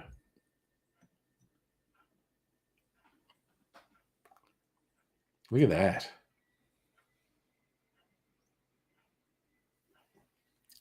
Oh, yum. Oh, man, that Fever Tree stuff's good. Yum. Just still like jokingly thinking, if you ever wonder why when I pour a martini, this thing is only half full, because this holds a lot. If I filled that with my freezer martini, that would be about, let's go, Jesus. I was just calculating. If I actually filled this with my freezer martini, that would be 5 or 6 standard drinks. Oh, God. That's enough to put me under the... That would be in one glass, enough to put me under the table. So... Oh, man. That Fever Tree ginger ale is good, though. So Justin AD was talking about his sex life. I got that impression, actually. But yes, I'm going to watch back those bits and see just how bad my behavior was. I'm terrible. Just like Muriel. You're terrible, Angry. Can't take me anywhere or even leave me unsupervised in my own kitchen. So, and again, Justin, blissfully do not remember AD's stories about his sex life. So that's a plus, honestly.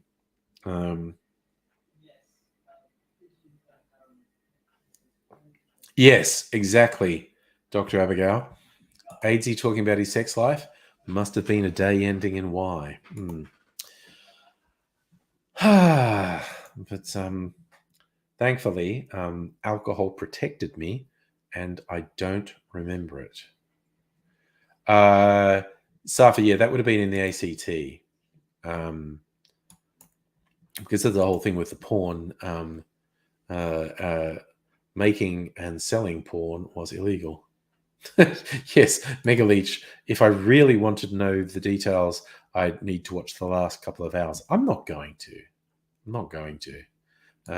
It's consigned to history as far as I'm concerned. Wait, what's this?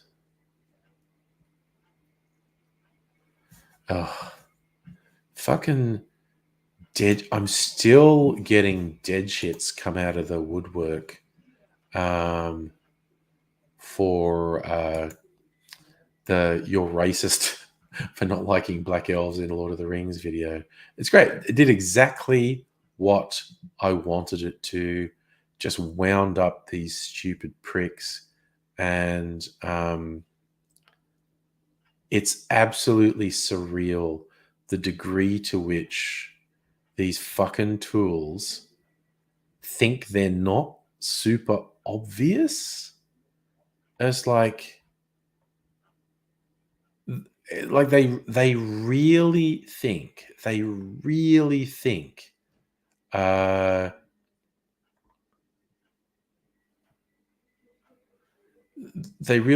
if they just say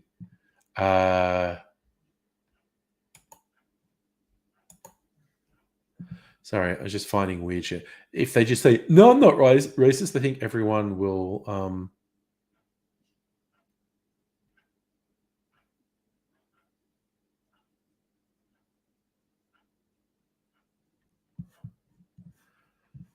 yeah, it's he had a sorry, that's AIDS's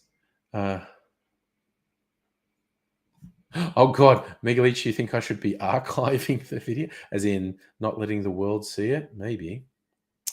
Safa, no. VD threatened to send more letters telling me I was going to hell, but they never arrived. Oh, sorry, I just forgot this. So, Heine, apparently AIDSy was servicing a guy with massive burns. You had to drop out. Megaleech said he had a beautiful penis. So it was the other person rather than there you go. Well, that's what it's all about, isn't it? Hearing stories about beautiful penises.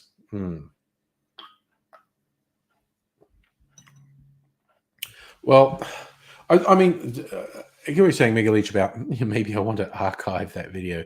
And I was about to blithely say, people don't watch them back anyway. Some people do. And every now and then when someone will tell me, oh, yeah, I watched that stream for the other night, it does my head in. Like, why did you do that?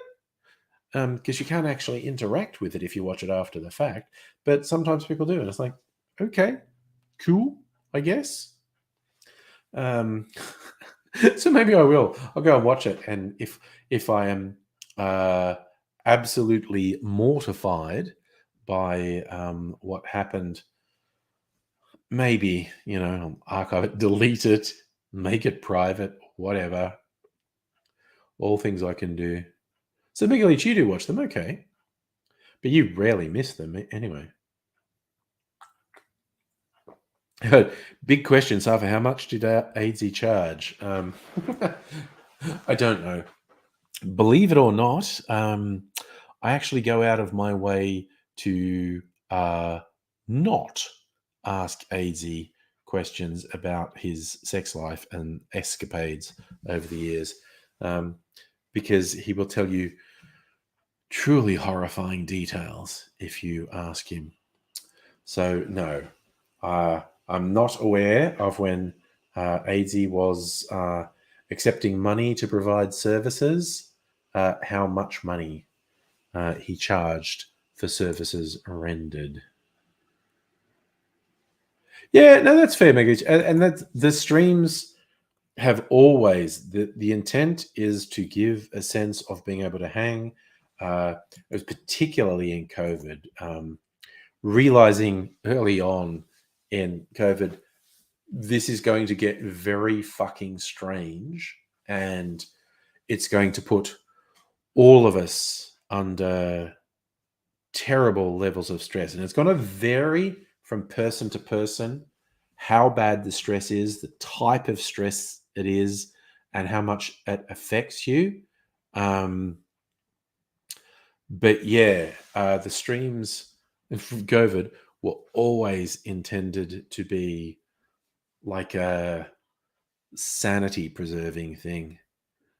Yes, Safa, I did see a thing with Biden saying, well, it's not so much the pandemic's over, because you get like the World Health Organization going, well, last month had the lowest number of deaths since March 2020, which is a good milestone. It is absolutely a good milestone.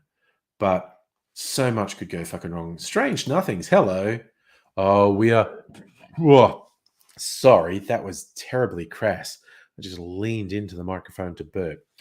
This ginger ale is very bubbly. That's what I'm blaming it on.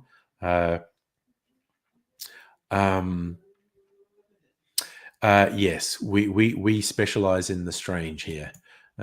Justin, good call. Ask and Aspie about the sex life and tell you everything. This is also one of my favorite things. Like, no group is an amorphous blob. And you will get people who rightly point out we went through a period of thinking it was more polite to talk about Asperger's syndromes than autism, because autistic was always being used as an insult. And everyone's gone, yeah, but Asperger was a fucking Nazi who thought people on the autism spectrum should be fucking murdered, essentially. So don't do it. But so many of my friends who are on the spectrum use the term Aspie themselves. Okay, Dr. Abigail, no lies detected. I'm looking at my face.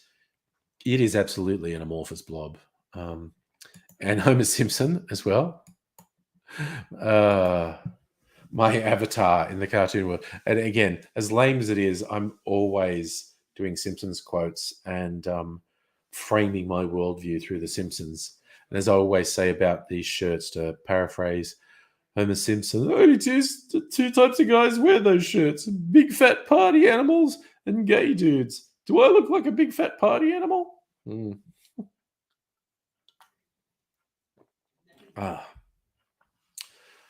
Oh, okay. Man, okay. I have not had one of these for a while. Like, I got a 4-pack and there were still 3 of them in the fridge. Fuck, this stuff's good. And this, okay, here's the weirdest thing. I thought I didn't like ginger ale and ginger beer. And then when I got this chocolate gin from the Anther Distillery, which is out in Geelong, and they said their signature serve is the chocolate gin with Fever Tree's spiced orange ginger ale. So, fuck it, okay. I went out and bought some of this spiced orange ginger ale, and it's fucking great. And so that's just their standard ginger ale. It's fucking great. Good mixer. I did actually, and this might be towards the end of the night when I was getting really fucking hammered, I did do ginger ale with some rum, if I remember. Sorry, was that Heine? X-rays of Homer.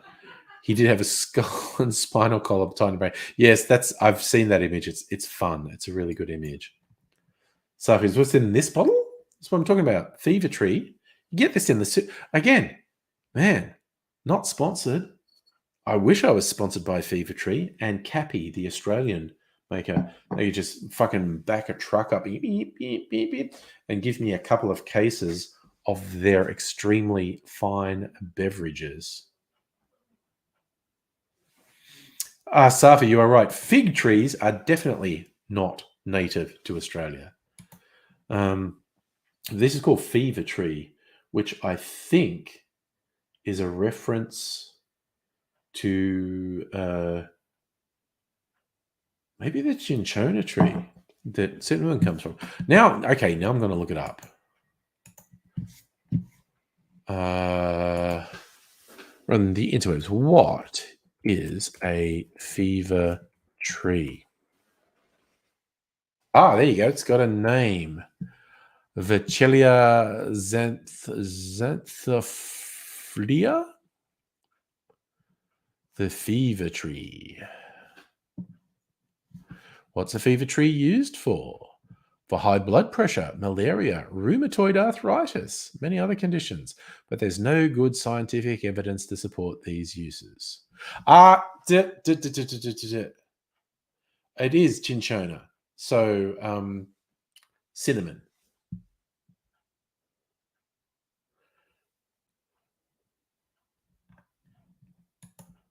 There you go. Quinine, tonic. I'm a fucking genius. There you go. No, Safa, it's meant to take the fever away. Oh, man. That is fucking tasty, though. Cute little bottles too, little 200 ml bottles. They're very cute. And the glass is embossed with a representation of the fever tree. Very nice. And I'm just going to throw it out. Well, I'm going to recycle it. Damn. Oh, Safi, you can just like get it at Coles. It's really good. They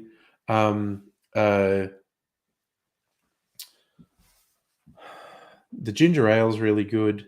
They do sodas, and tonic is an acquired taste. Tonic's quite bitter, but they do some interesting tonics. Make a good gin and tonic with them. It was like I'm pacing myself because I feel like I'm a little bit drunk at the moment. It was like, this is ginger ale.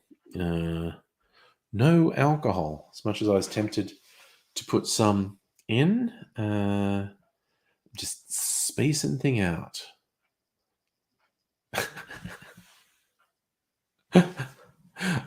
I like that, Megaleech. How big is the KFC $2 chip? Is it like a 2x4? It is a large chip. You like the idea, like you occasionally get super fucking large potatoes. It's kind of like at McDonald's sometimes when you get the fries and they've been made from a very large potato and you get really long fries.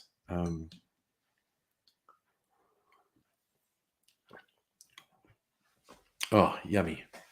Yummy, yummy, yummy. So I just had like supermarket chips for dinner. Okay, 9:48. We're obviously not getting AIDSy tonight. Like an hour and a half ago. But again, it's slightly troubling that he never even texted. Justin, you ordered KFC because we're talking about it. That's a thing. So if you like Hungry Jack's Red Rooster chips, so do I. I mean, people often go, oh, McDonald's ones are the best. I don't mind McDonald's fries. I would probably be with you, Safa, and actually prefer Hungry Jack's or Red Rooster over McDonald's. I like McDonald's fries, though. Actually had some, I think, last weekend. Oh, no, I had the breakfast stuff. Mrs. Young was angry, went to a place that was having a sale and there was a big line, and I'm like, yeah, what, cool. I'm going to leave you there in the line. I'm going to go find somewhere to park. And there was a McDonald's. So I went, you know what? First time in forever, because I haven't eaten yet today, and it's the middle of the morning now, I'm going to have a McDonald's breakfast. Had hash browns and pancakes. Megaleech's rating, number 1, Hungry Jack, number 2, KFC, number 3, Macca's. Yeah, I kind of lean towards you as well. I'd probably put KFC above Macca's. I just had supermarket ones, and they're pretty good. You know, just bake them in the oven. Where was I? Somewhere, and the chips were really yellow, like they'd been deep fried in something that added color to them. Strange Nothings, don't eat much since you went vegan. That's true. Yeah. Oh, yeah. Most McDonald's stuff is fucking cooked in animal lard. Like it's not, even the vegetarian elements of it aren't vegan. Justin, I haven't counted vegetarians. I know vegetarians. I don't count them. So my answer to you is I have no idea how many vegetarians I know. You're right, Megaleech. It may have just been the potato. It may be one of those potatoes that has more yellow flesh. But I kind of got a vibe it was what they were fried in. But, who knows? Well, not me, basically.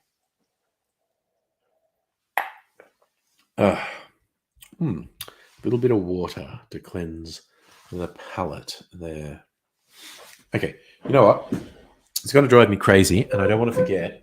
I'm just going to disappear, and I'll keep the monologue going, as we all know I can when I'm off camera. I'm going to put the leftover chicken and chips in the fridge because they've been sitting in the oven. And they're still a little bit warm.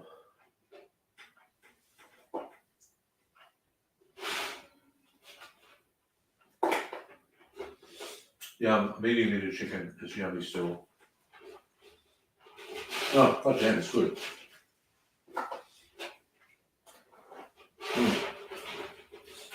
Jesus, yeah, Youngers Angry might be right. Maybe a little bit salty. But that's okay. I'll file that away for future reference. And the next time I do it, it will be improved. Right. Yep, another big chip. Right.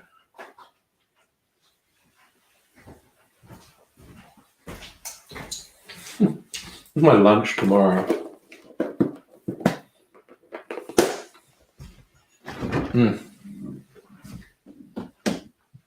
Oh, god damn, I like that though. Fucking hell. That's really good. Wait, while I was up. Oh. Okay. This one. That's what going to be a minor effort of willpower to not eat even more of that chicken, honestly.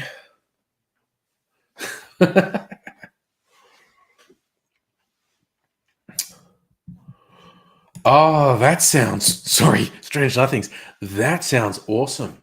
A grilled peanut butter and jelly sandwich, just like Elvis. Was the rumor that he had deep fried peanut butter and jelly sandwiches?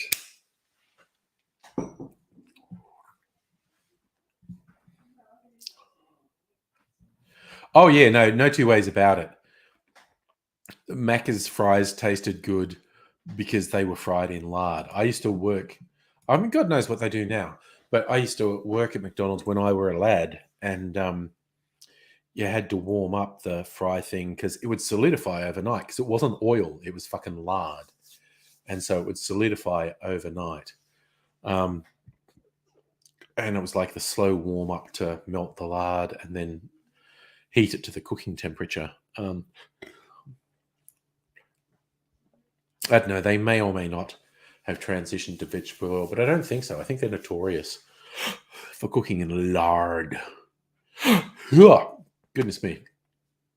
I do also agree, Dr. Abigail, Strange Nothings did gift us an extremely American sentence there.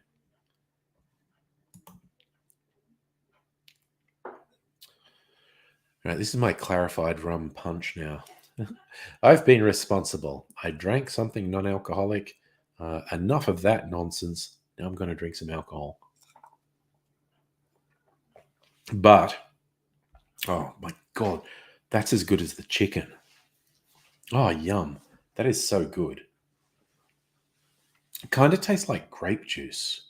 It does have a grape-based element, sweet vermouth. And it's really sweet. It tastes like sweet grape juice.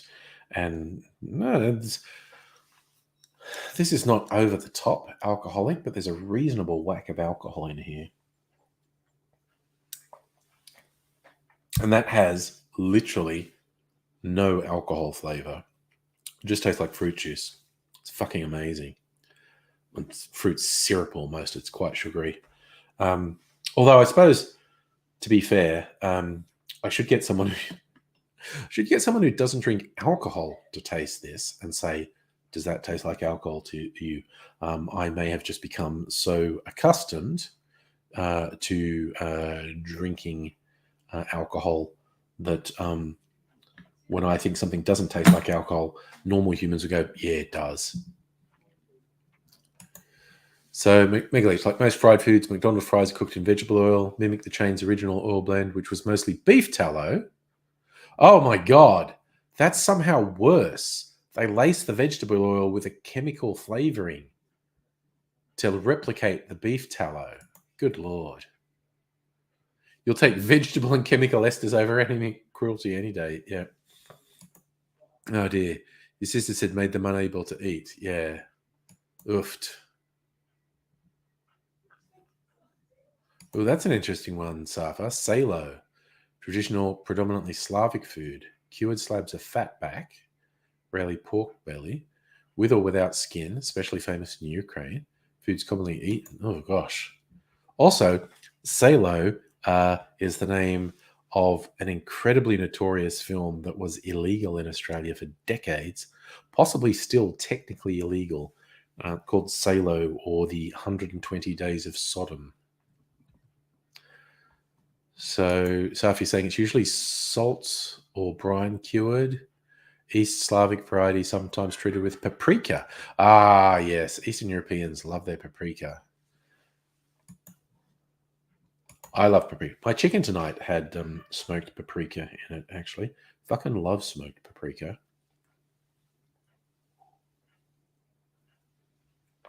Such a great flavor add.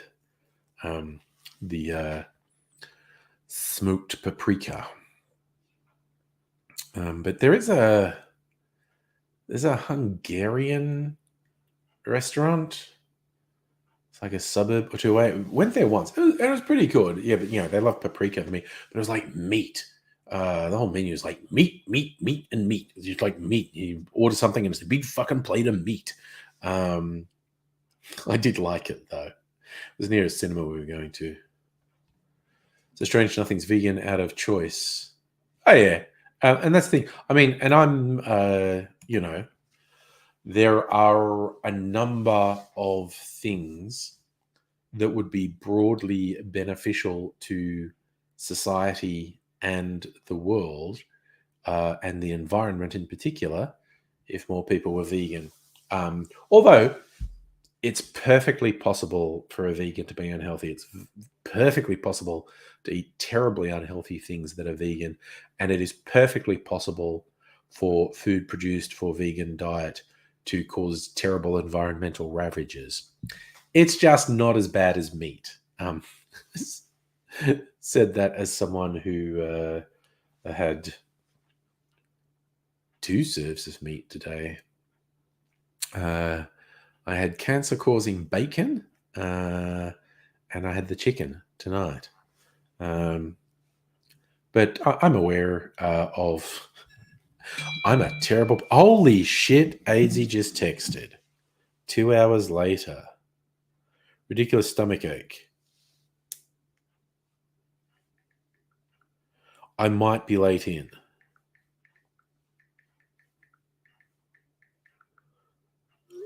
This is me, like AIDSy doesn't understand time. It's just like a casual text that he said, oh, I might be late in. I have a stomach ache. And I've said, dude, it's 2 hours later.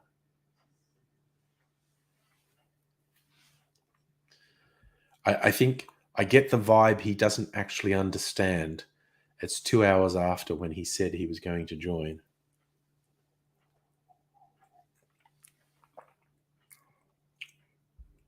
Oh, okay. So, Safi, you sent me some pictures of Salo.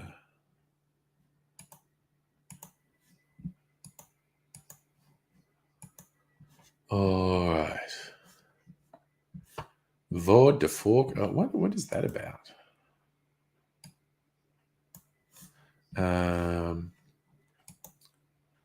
What's happening? Loading stuff.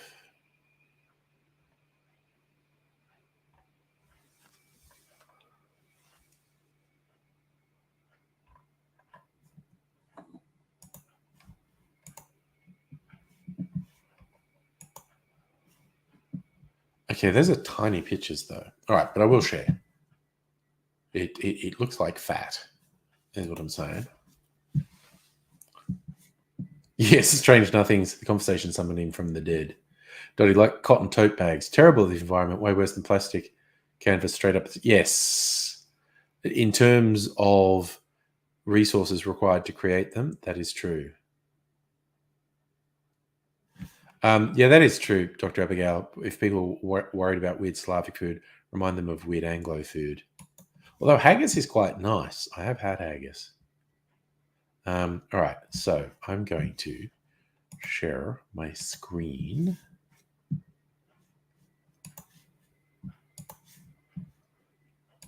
I feel like people won't be able to see it. It's actually a tiny picture. Oh, that's the big one.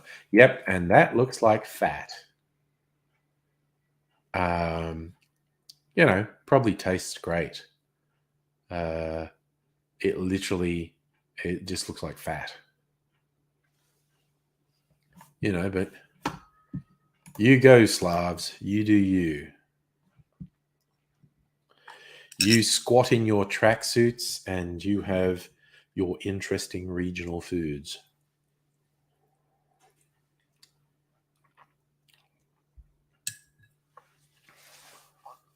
Safa, it's delicious when marinated. Okay. It does look very interesting. I bet it tastes good. Justin's happy he's got his KFC.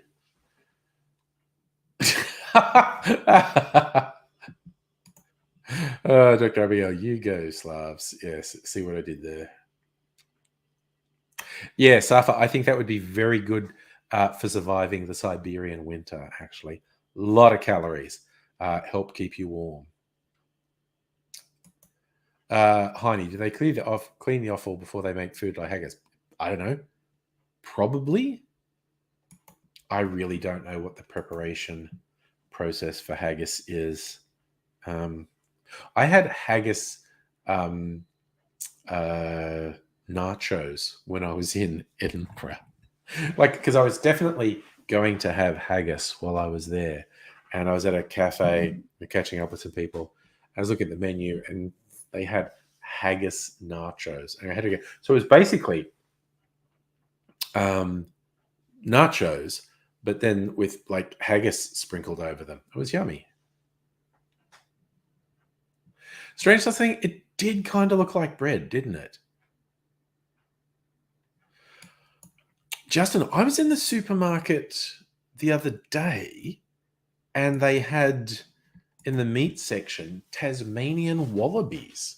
I was half tempted to get it just to try because it's a long time since I've eaten kangaroo. And when I had it, I thought it was very gamey. Like it's an extremely red, extremely lean meat. I thought it was really gamey, like really strong flavor. And I didn't really get into it. But maybe it wasn't prepared that well. I don't know. And also I think my tastes have changed over the years. I think Amigalich has a bunch of roux and wallaby in the freezer. There you go.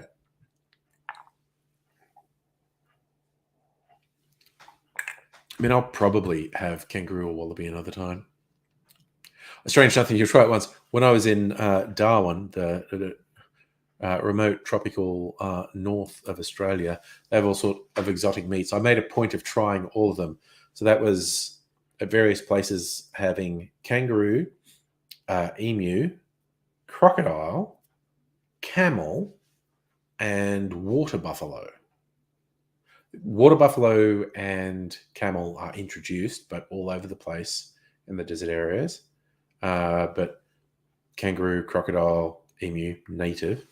I think that was it. I think that was everything I had. So I don't like duck either. I don't like the flavor of duck, and when I had it, it was like a bit greasy or something. So, but that's a personal taste thing. Ah, there you go, Megalich. Your supermarket has halal camel burgers. Good Lord. Safa, to a large degree, if it's outside Melbourne or Sydney, isn't it remote? Yes, it's like Sydney, Melbourne, or the bush, basically. Yep, sorry, Dr. Abigail has a sensitivity to talking about India. Well, we're saying it's bad. It's bad. Don't do it.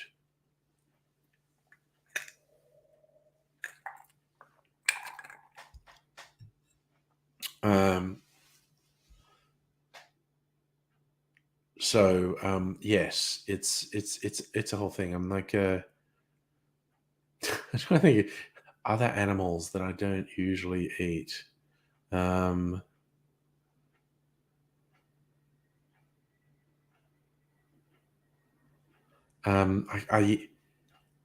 can't think of anything else that's like been around. So if you're saying Dubbo's kind of Strange nothing. Eating crow. That's a whole saying. Now I want to look that up. Okay. What does eating crow mean? Be humiliated, having to admit one's defeats or mistakes. What's the origin? Comes from an era around the end of the Great War of 1812. In this origin story, a US soldier crossed enemy lines to hunt for food. He accidentally shot a crow during his trip, and a British soldier caught him in the act, forcing him to eat the bird. Okay.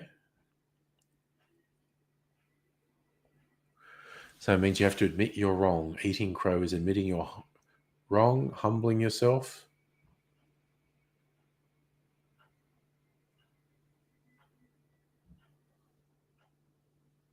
In Christian religion, the crow is a bird unfit for eating. So it's a distasteful act.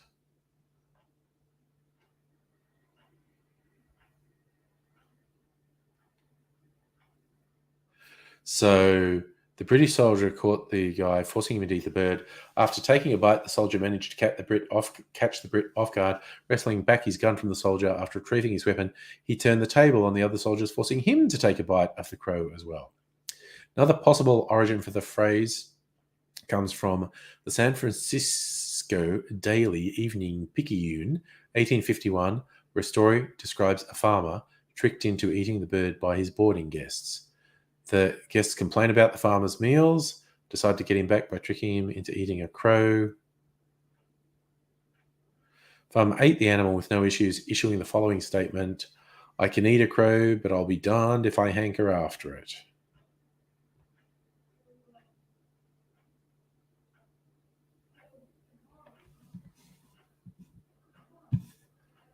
Okay, so it's just meant to be a bad thing.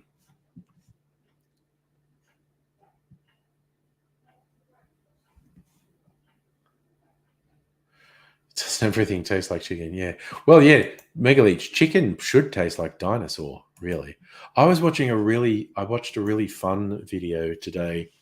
There's a channel which I think is German based, but the videos are in English and they have a cute animation style, and the German name translates to "in a nutshell." They try to explain science concepts clearly. And this one, it was a really fun video about what would dinosaurs really look like. And most of the video is actually taken up by saying there's so much we don't know. Even in the world today, there are probably more unique species we've never identified than there are species we have identified of various forms of life around the world. But then invites us to think about the past, and we probably know about less than 1% of 1% of the life forms in prehistory. And even of the ones we know, like we have dinosaur fossils and whatnot, the way we have traditionally represented them is almost definitely wrong. It's really funny. They're just saying like the image you have of a dinosaur in your mind is almost definitely wrong. Because if you follow the same reconstruction practice with the skeletons of modern animals, you get just these nightmare creatures. So dinosaurs, prehistoric animals, were probably nothing like how we have traditionally represented them. They, a lot of them probably had feathers or fur, or were brightly colored, or had much more fat and fleshy tissue than we represent them with. It was a fun, interesting exploration, just basically talking about shit we don't know. And also, I agree, Dr. Abigail, cassowaries are extremely obviously dinosaurs. Or as I like to call them, dinosaur murder birds, because they are freakishly dangerous, both with it's not really a horn, it's more like a fingernail, but the fucking, let's just call it a horn on their head, and also their big fucking clawed feet that they can do terrible damage with.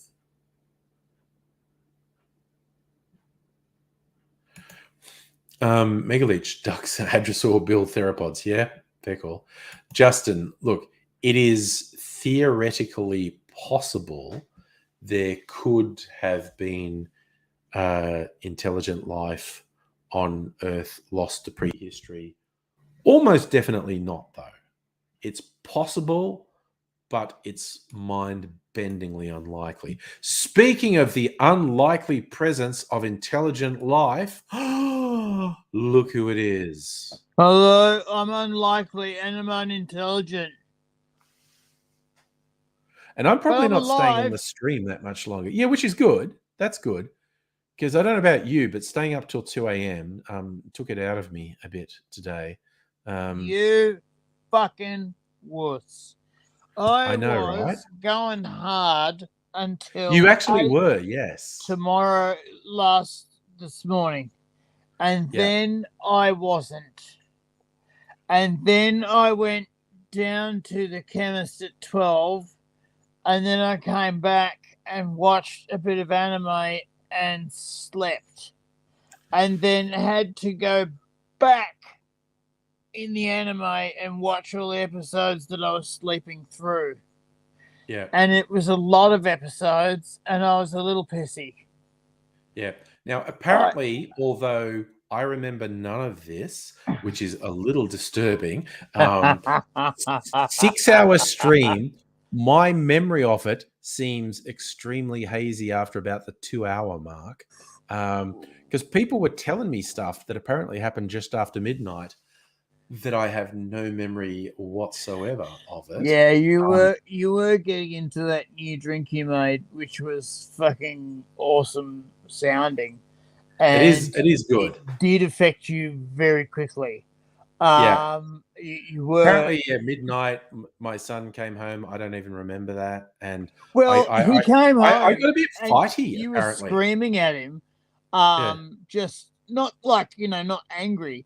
Just screaming at him, talking, and he was screaming at you, talking, and we were going, "Mute your mic, dude! Mute your mic!" And you were going back, going, "Fuck off! I'm talking to my son." And we were going, "Mute your mic, mute your mic," and then you went, "My mic's muted," and then it occurred to you, like it finally that I'm talking occurred to you. Yeah. that you're talking to me and we're talking back. I was like, didn't I mute my mic? And then you had like equipment going everywhere. You took your microphone off its stand and was moving it, and you were doing stuff going, I don't remember any of StreamYard's this. fucking buttons are stupid. And I could hear Master Angry laughing in the background. I'm gonna have to going, watch this back because I don't remember. My dad's shit-faced. And then finally you muted and it put everything back, and then you were talking to Master Angry for like 15 seconds. Like of the whole 5-minute episode, you were talking to him for 15 seconds muted, and then you came back unmuted and kept going. It was awesome. And Dr. Abigail was going, fucking hell. And his name is he's a good mate of mine, and his name is, who do we have? We had you, me, Dr. Abigail, and Lee. no, not Lee. We had Pat. Or no, the other one. I don't know. But also, okay, yeah. So what's being told to me is the stupid system was using my webcam mic, which is nowhere near as good as the Yeti mic, and I switched off the Yeti mic, which is why I was saying when people are saying mute your mic, and I came back and the Yeti mic was turned off, and I'm like, fuck you, it's turned off. And Yeah. then the penny dropped. Wait, I'm having a conversation. The mic can't be on. Also, Strange Nothing's asking time here because it's 8 a.m. in the Eastern US. It's 10 p.m. Oh, yeah, Grasshopper. Was Grasshopper. on. It was Grasshopper, yeah. It was Grasshopper. And Grasshopper was trying to be patient. And it's always funny watching Grasshopper try to be patient because he fails. And like you can see that he's breathing and he's doing all the tricks that he knows how to do, and finally his eyes just go enough of this shit. Because you know the man used to be a police person. Yes, a Queensland police person. Yes, and I reckon he's had his fair share of. Okay, I'm going to be polite. I'm going to be polite. I'm going to be polite. And now I'm going to kick the fuck out of you. And I'm actually gonna get him to show me some stuff. Because I've been shown some stuff by a New South Wales police person, and I reckon being shown some stuff by a Queensland police person round out my knowledge of fucking people up. Police activity. Apparently, you had one more sex story to tell. All right. I did. Apparently, you were giving many graphic details, but there was one story still to be told. There was one. There was one. There was one and a half. The half of one was. Do you want them now? Yeah, everyone's been hoping you were going to come and tell the last story that you hadn't told. All right, it was two.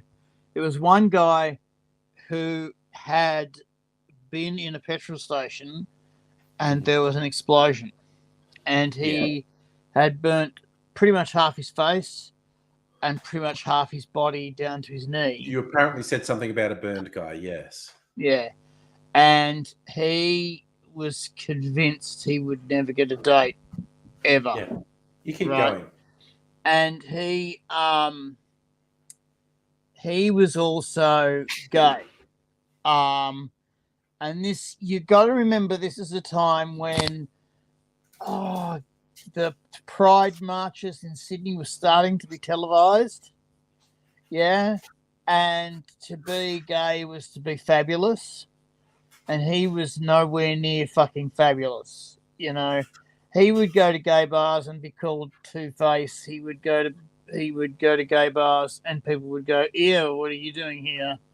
He would go to gay bars and be turned away by bouncers. His self-esteem was not much shot. Yeah. But I found him a really nice guy. And I found him priapic. He was also really, he was really self-conscious because during the very many grafts and operations that he was like the patchwork man. He had skin bits cut off one side to put on the other side. You told Burns' story, the beautiful penis guy. Yes, and he had an amazing penis. Like, it was fucking amazing. And but he was circumcised during this operation, and he was always a little bit self-conscious about it. And I said, don't be. I showed him why not to be. And he went, yeah, okay, I can live with that. But yeah, he was a priapic. He was just fucking always ready to roll. Now, admittedly, he only got one once a month, right? So as soon as he could afford it, he would come in. But, you know, if he couldn't afford it, he wasn't going anywhere. And I had him because I wouldn't go ill when I saw him, and he liked that. So he would call for me by name. Now, the best client I ever had, and I have told this story before. Yeah. The best client I have ever had was this woman who was similar. She was burned as a kiddie. she was standing next to a kerosene radiator, which blew up. Oh, yeah. And the kerosene radiator blew up, and it blew up her face. She couldn't grow hair on sort of half her head. It scarred her eye. So the sclera of her eye was grey. She could see just fine, but she was burnt pretty much, I should say down this side because it was, on her right side she was burned. Her breast was burned. It hurt her during puberty for her breasts to grow because they were growing through keloid burns, like keloid scarring. And so she had sort of oblong, oblong, but also, missized breasts. Her stomach was all burned. She was she had on a nylon nightie, which was very fashionable in the 70s, and of course the nylon burned to her skin and they had to rip it off, and there were strips of her skin that had just ripped off as they had to get this nylon nightie off her. And it did pretty much hit her pubis and went down to her knee, and she was very self-conscious about being burned. And she was convinced. Well, it didn't help that people fucking used to point her out and either laugh or point or Oh yeah, people are pretty fucking awful. fucking like that. take photos. But and this is before phones, right? So people say, "Oh, can I get a photo?" Fuck off. Like when we were together. So okay, she became really quite smart. Well, she was already quite smart, but she became an early computer programmer. Yeah. And what she was into was learning multiple languages and using the libraries of those languages into translating machines. Sorry, not machines, translating languages to other languages. So she would say, take COBOL and get... I'm just pulling shit out of my ass here, right? And get C+ libraries, turn them into COBOL, and use them in COBOL. And that made her fucking rich, right? That made her, like, she was flown around the country. And you can bet your ass in those meetings no one was fucking pointing out that she had burns. They were pointing out that she was a genius and that they wanted it. Would you like to work for our company full time for lots of money? And she was basically going, no, I think I'll just be a contractor and take all the money you have. And they would go, yep, good with us. She was always working for Telstra. She was always working for the Australian health system, because the Australian health system has a million different programs and computers that have to talk to one another.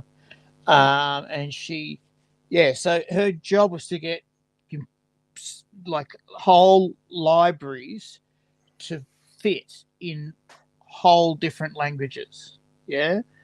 And that's not a trivial problem. It's not an easy thing to do. It's basically a 3D matrix. A 3D. What am I talking about? 3D spreadsheet. Like, do you know what I'm saying? Like, Sure. you've got to put. It's like putting things in a warehouse and going, I need the color purple, but the color purple is called 2651 in my language, but it's the color purple. So I need 2651. So you've got to go to the 2651 shelf, and the 2651 shelf says, "Oh, I understand what you're saying. So what I'm going to do is I'm going to turn your number into A54." And so then you go to the A54 shelf, and the A54 shelf goes, yes, I know what you're doing. Go to purple, grab that, bring it back to me. I'm going to turn it into A54. Then I'm going to send it back to 2651. And then 2651 is going to appear in cobalt. And bang, it's purple. And people their minds were blown when they saw this, where they were just going, "Oh, this is bad sorcery. You should be surrounded by faggots." She so was. Surrounded by faggots and burned at the stake. "Oh, I don't like your hair. What's she wearing? Sackcloth and no hair. I don't like it."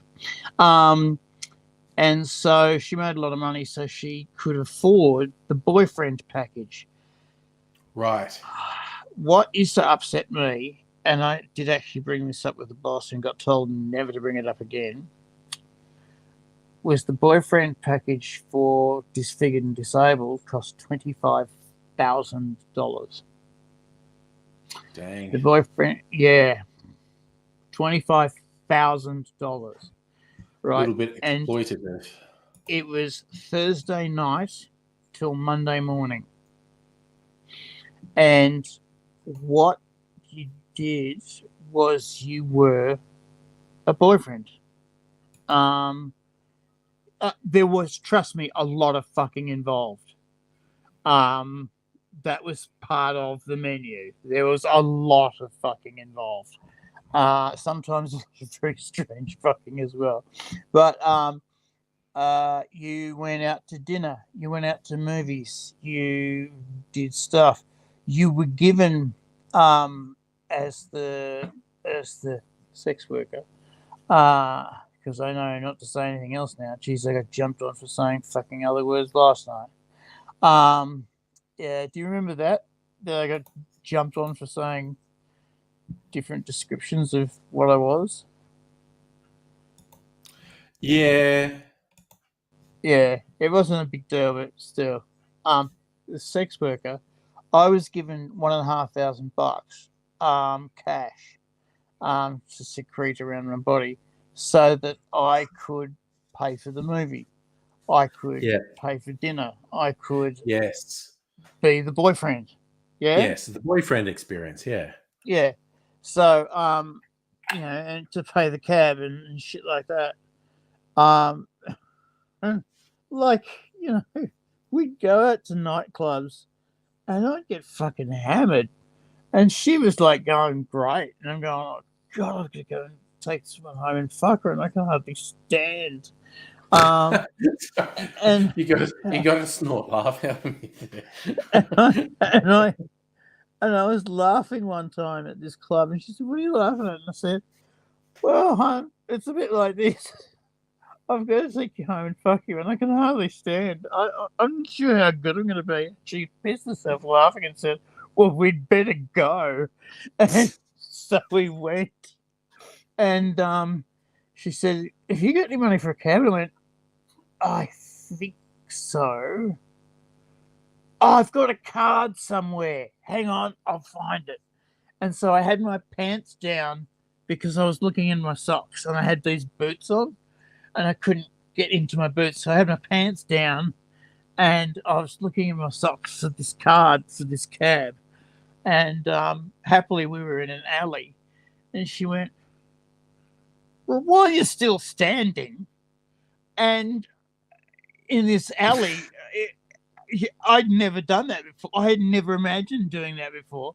And that was just stupid fun. And then I found the card, we got home, and I managed once again to perform. But she was so much fun, and she would tell jokes, and she would laugh at jokes, and everything was funny and everything was fun. And I think a lot of it was because she was so very good at what she did.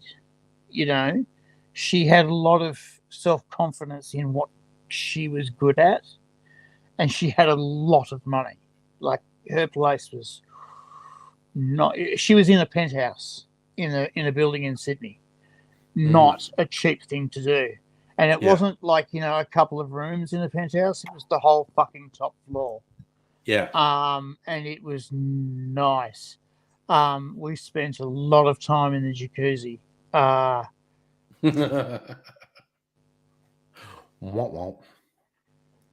Getting the Sorry. filters clogged. Sorry, I was just Yes, there was just a memory there. Yeah, it was. Oh fuck, that was good.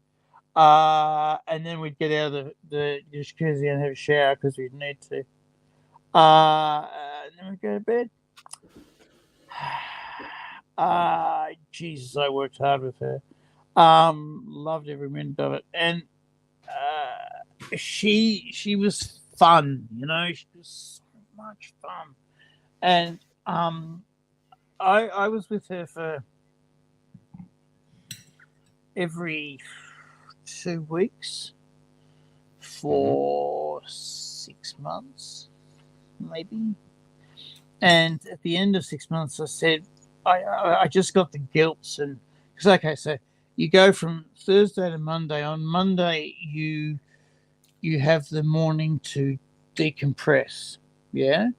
So you come out of fantasy world into real world, because she's got to go to work now, and I've got to go back to my life. And I stop being boyfriend, and I start being me again. You know, we can't keep on pretending. You know, the real world's got to come back in, and you do it. They had a very special way of doing it in the agency, and you had these stages you went through. Yeah, we were trying to go through the stages. And then, as we were doing it, I sort of got the guilt, and I said, "Hun, you don't need me. You don't need to do this. You are beautiful." And she's looking at me and going, "Fuck off." And she just went, "Fuck off. Come on. No, don't do this." I went, No. Beauty comes from inside. And I'm not bullshitting you. I've met I fucked fashion models who I hate. They're ugly as sin. I mean, I'm sure they're beautiful in photos, but oh God, I felt like peeling skin off my dick after I fucked them. And you know, because they're ugly people. And one of the best roots I ever had was from an 85-year-old woman. And I said, "You are beyond doubt one of the most fun people I've ever met in my life." I said, "If you opened your eyes and looked around you, and instead of looking down and being ashamed all the time, if you opened your eyes, you would find that there are men who think that you're not only attractive but fabulous." I guarantee it. But anyway, that's just my bit. That's all I'm saying. You know, if we weren't working together, I would fucking, yeah, I'd be in there. But that's just my bit. Yeah. Anyway, so she never fucking rang me again. She never booked me again. I thought, I fucked it. I have fucked it. Boss is going to find out. I'm going to get fired. I am gone. And I was in my 20s. I looked pretty good. You know, and I, for some reason, didn't have a gut. I don't know why. I didn't have a six pack by any stretch, but I didn't have a gut, you know. Like I was literally marketed as boy next door, and Right. Okay. and I looked pretty good, and I had amazing calf muscles. Everybody said I had amazing calf muscles. I mean, shit. You remember when we were working in that mask play where I accidentally kicked you in the balls? They made my shorts that I was wearing with darts up the back that were cut out, and they Yeah. did that deliberately to show off my calf muscles. Because the girls in the seamstress room said, "Yeah, we're going to show off his fucking legs because they're fucking awesome." And I said, "Are you serious?" And they went, "Oh yeah, oh yeah, oh yeah, we're definitely doing that." And my costumes from then on in had some kind of they used to hide my package because it wasn't very big. Because when I'm a growing on the shower, and when I'm not growing, there's not much to see. Mind you, I have scared a few people. There was this young lady who took me home and brought me about, so to speak, and went, "Jesus, I didn't think that was there." I went, "Well, yeah, it was always there. It's just my He was Japanese waiting for the opportunity. my Japanese pocket foldaway." And she said, "Wow, that's some origami there. Okay, right, let's do this then. That's a lot thicker than I thought that would be. I was going to give you a head job, but I'm not sure now. Let's try and see what happens." And she did well. Anyway, so Burns Girl didn't call me ever again, and I just was going, fuck. And I thought eventually the boss is going to find out. Eventually I'm going to get a call or get called in. If you get called in, you're in shit. And I got called in, and she said, "Yeah, Burns Girl." I'm going, "Oh, I'm gone." And she said, "Yeah, she hasn't called in." I went, "No." "Did you say anything to her?" "Not a thing. Not a thing. In fact, our last one was one of our best. It was really cool. It was a lot of fun. We saw 3 movies and did 2 dinners in one night. It was weird, actually. Because we had dinner and then she found a crepe place and said, "I want to have crepes, but you have to have a savoury with a crepe." So we had a savoury crepe and several crepes. It was weird, but fun, and a lot of sex. And so I told the truth. All of that was the truth. I didn't tell her about the bit where she didn't need me. Didn't tell her about that bit. That bit remained.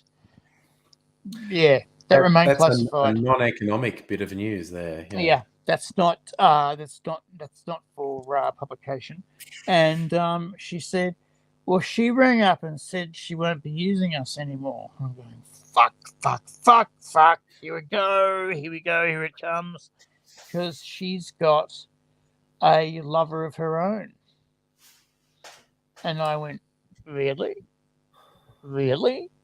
Confused. "Really? I know she could. Really?" And she went, "Yeah." And she thanked us for all of her support. And I thought, here it comes. Here it comes. And she said,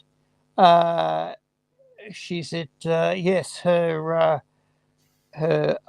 experiences gave her the confidence that she needed to go out and look for someone herself. So well done, you. And here's a bonus of $2,000. Yes. Yes. And I'm going, I got away with it, and $2,000. Oh yeah. Oh, I am that fucking good. Anyway, about 4 months later, I was out of the game by this point. About 4 months later, I'm walking down the road, and there she is in a cafe with this red-headed boy. And I'm going, "Hi." And because she's seen me, and she went, "Hi, Terry." I'm going, hi, I don't know your real name. How you doing? I haven't seen you in ages. And she said, no, I haven't seen you. This is, of course, name of boyfriend. And Terry and I know each other from, I don't know what she called it, some club, some book club or something like that. Something innocuous, you know? Something safe. Yes. And she said, I haven't seen you in ages. Do you want a drink? I went, I wouldn't mind, actually. And she said, oh, shit, Terry, would you mind? Name of boyfriend, would you mind awfully? And he went, darling, no problem. You're Terry? Yes. Well, I'm name of boyfriend. Well, thank you, name of boyfriend.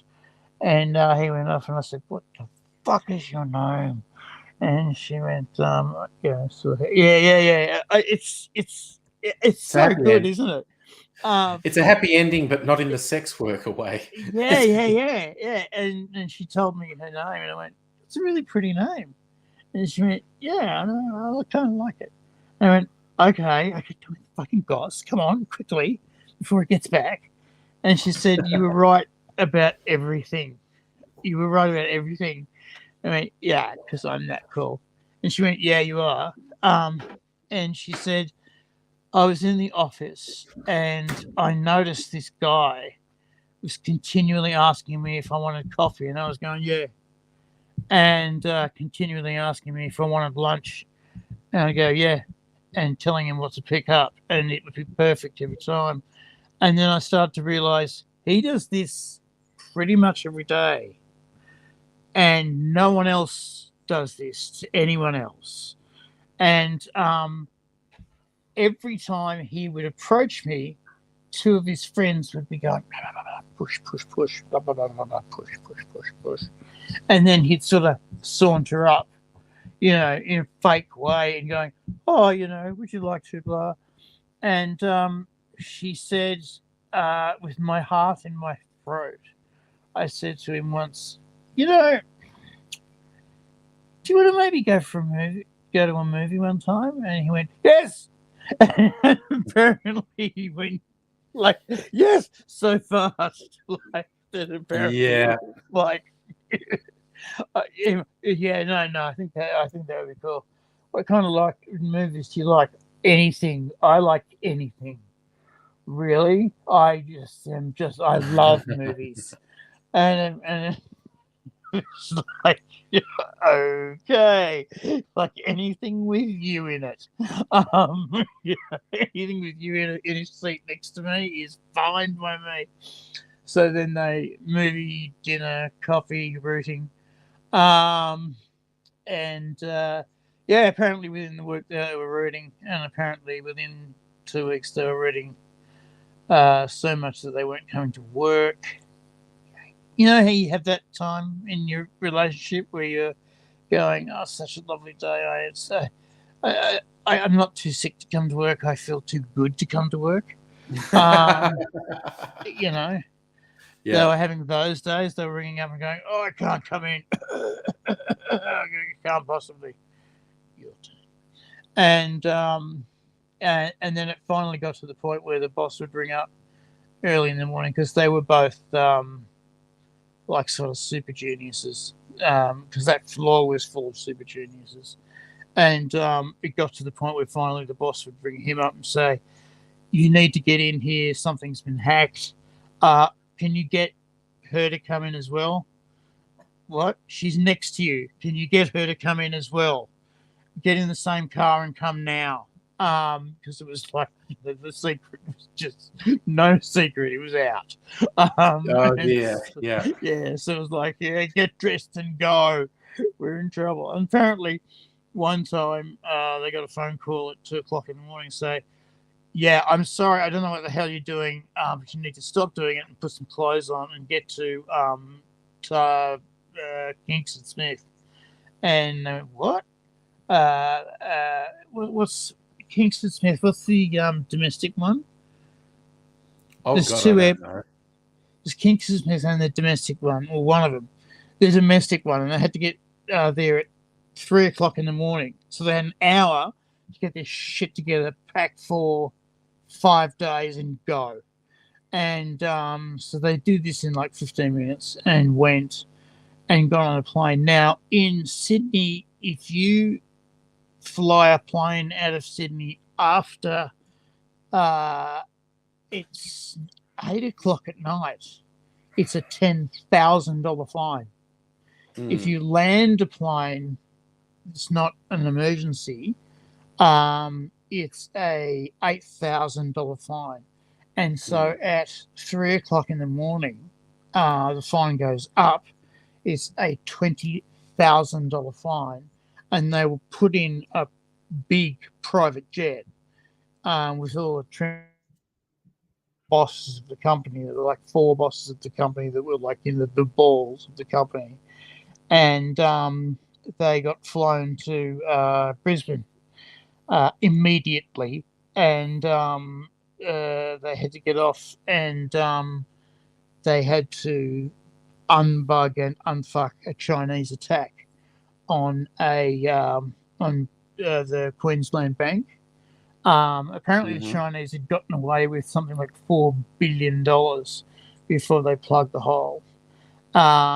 And they said, "Can you do anything about getting it back?" And she said, he told me this. He was so proud of her.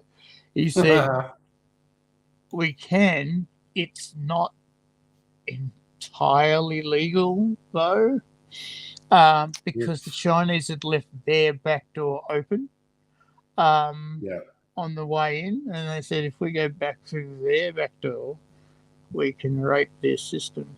And they did. And they got $6 billion back just to tell them not to do it again. And apparently the Bank of Queensland said, "We don't know what to do with $2 billion because it's hard to account for." And they said, "Give it to the hospital. Give it to cancer kids.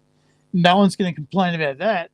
It's a tax-free write-off." And they went, "That's genius." And they did. They gave it to a cancer kid, and the Chinese were livid. And the Chinese were so ballsy that they rang up to complain that they'd stolen money from their bank.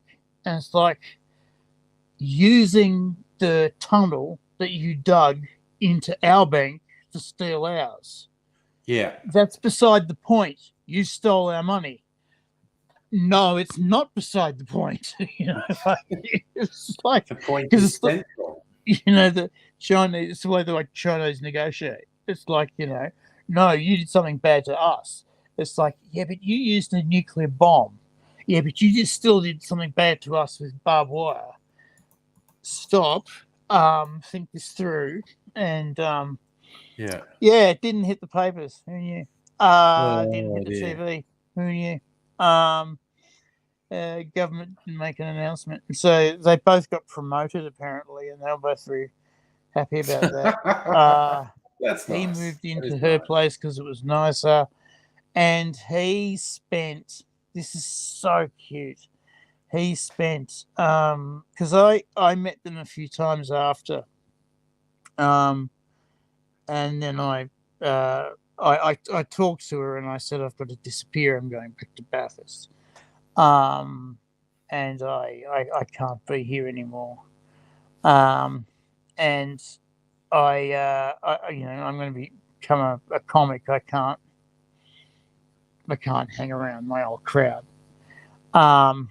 And she said, "I get that. If I ever see you, I'll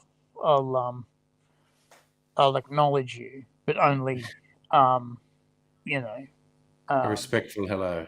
Yeah, a hello and a hug, and that'll be it. Anyway, and that'll be wonderful. And then, but apparently he had in their penthouse, because they've got this roof garden, he had stuck these poles up, and got this netting all around the roof garden, right? Dangerous shit, yeah, like dangerous shit. And then put a netting roof over it and made it nice and tight with cable ties and everything so the wind couldn't get at it. Like the cable ties like this far apart.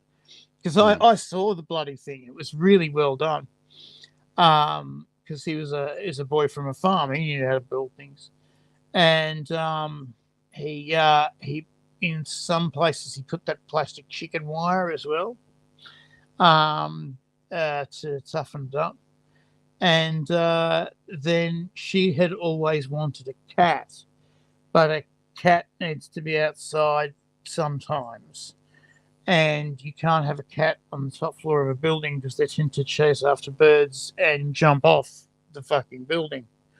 So he'd made this cat cage over this huge backyard in this top floor of a penthouse so that she could have a cat, which was the cutest thing I think I'd ever heard. I mean, he adored her. He just every time she opened her mouth, he was just completely transfixed by anything she had to say. And of course, fucking it was only slightly mutual. Trust me. Someone likes me.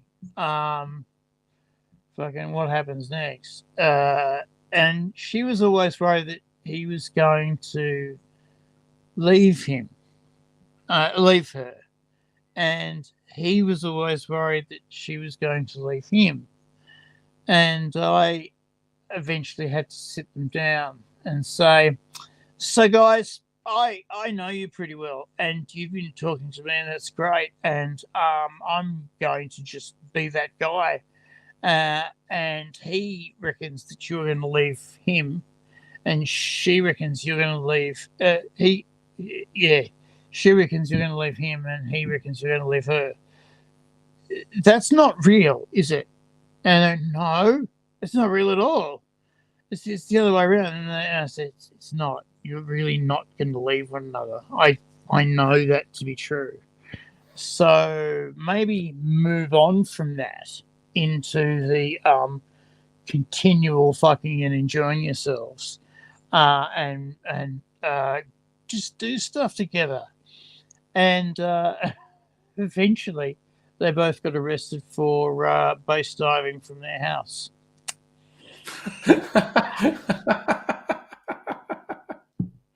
As you do.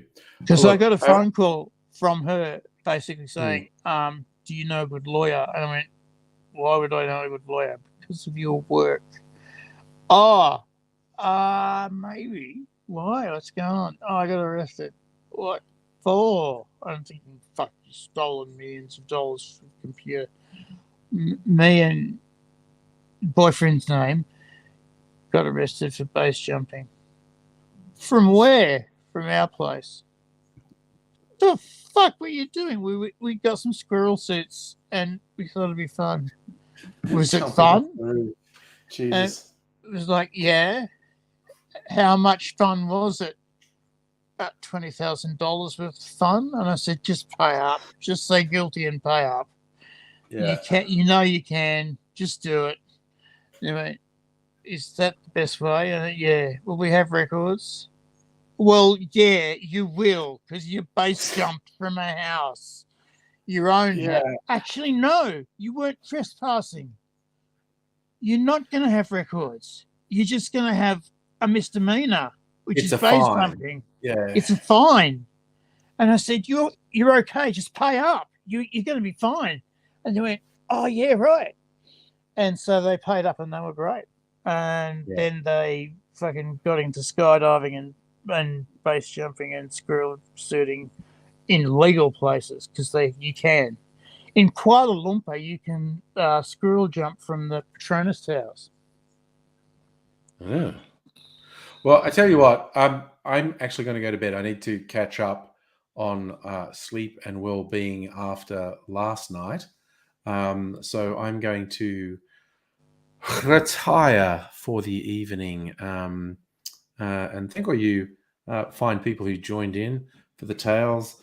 And at some point, I may shamefully watch some episodes from last night's live stream that I have no actual memory of. It was fun, The whole dude. thing. It was fun. You were good. You were very well behaved.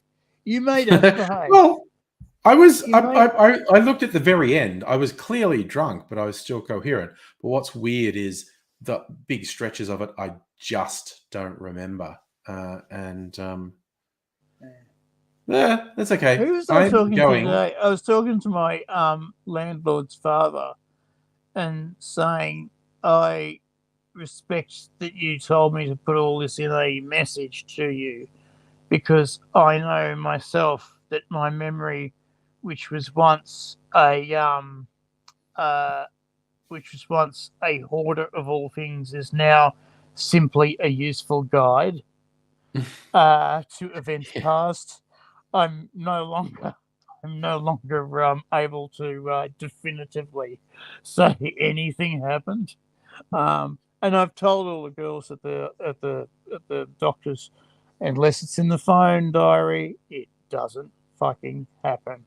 Which is why, because when they say, "Oh yeah, it's on the 13th at 13:30," it's like, right. We'll put that note in there.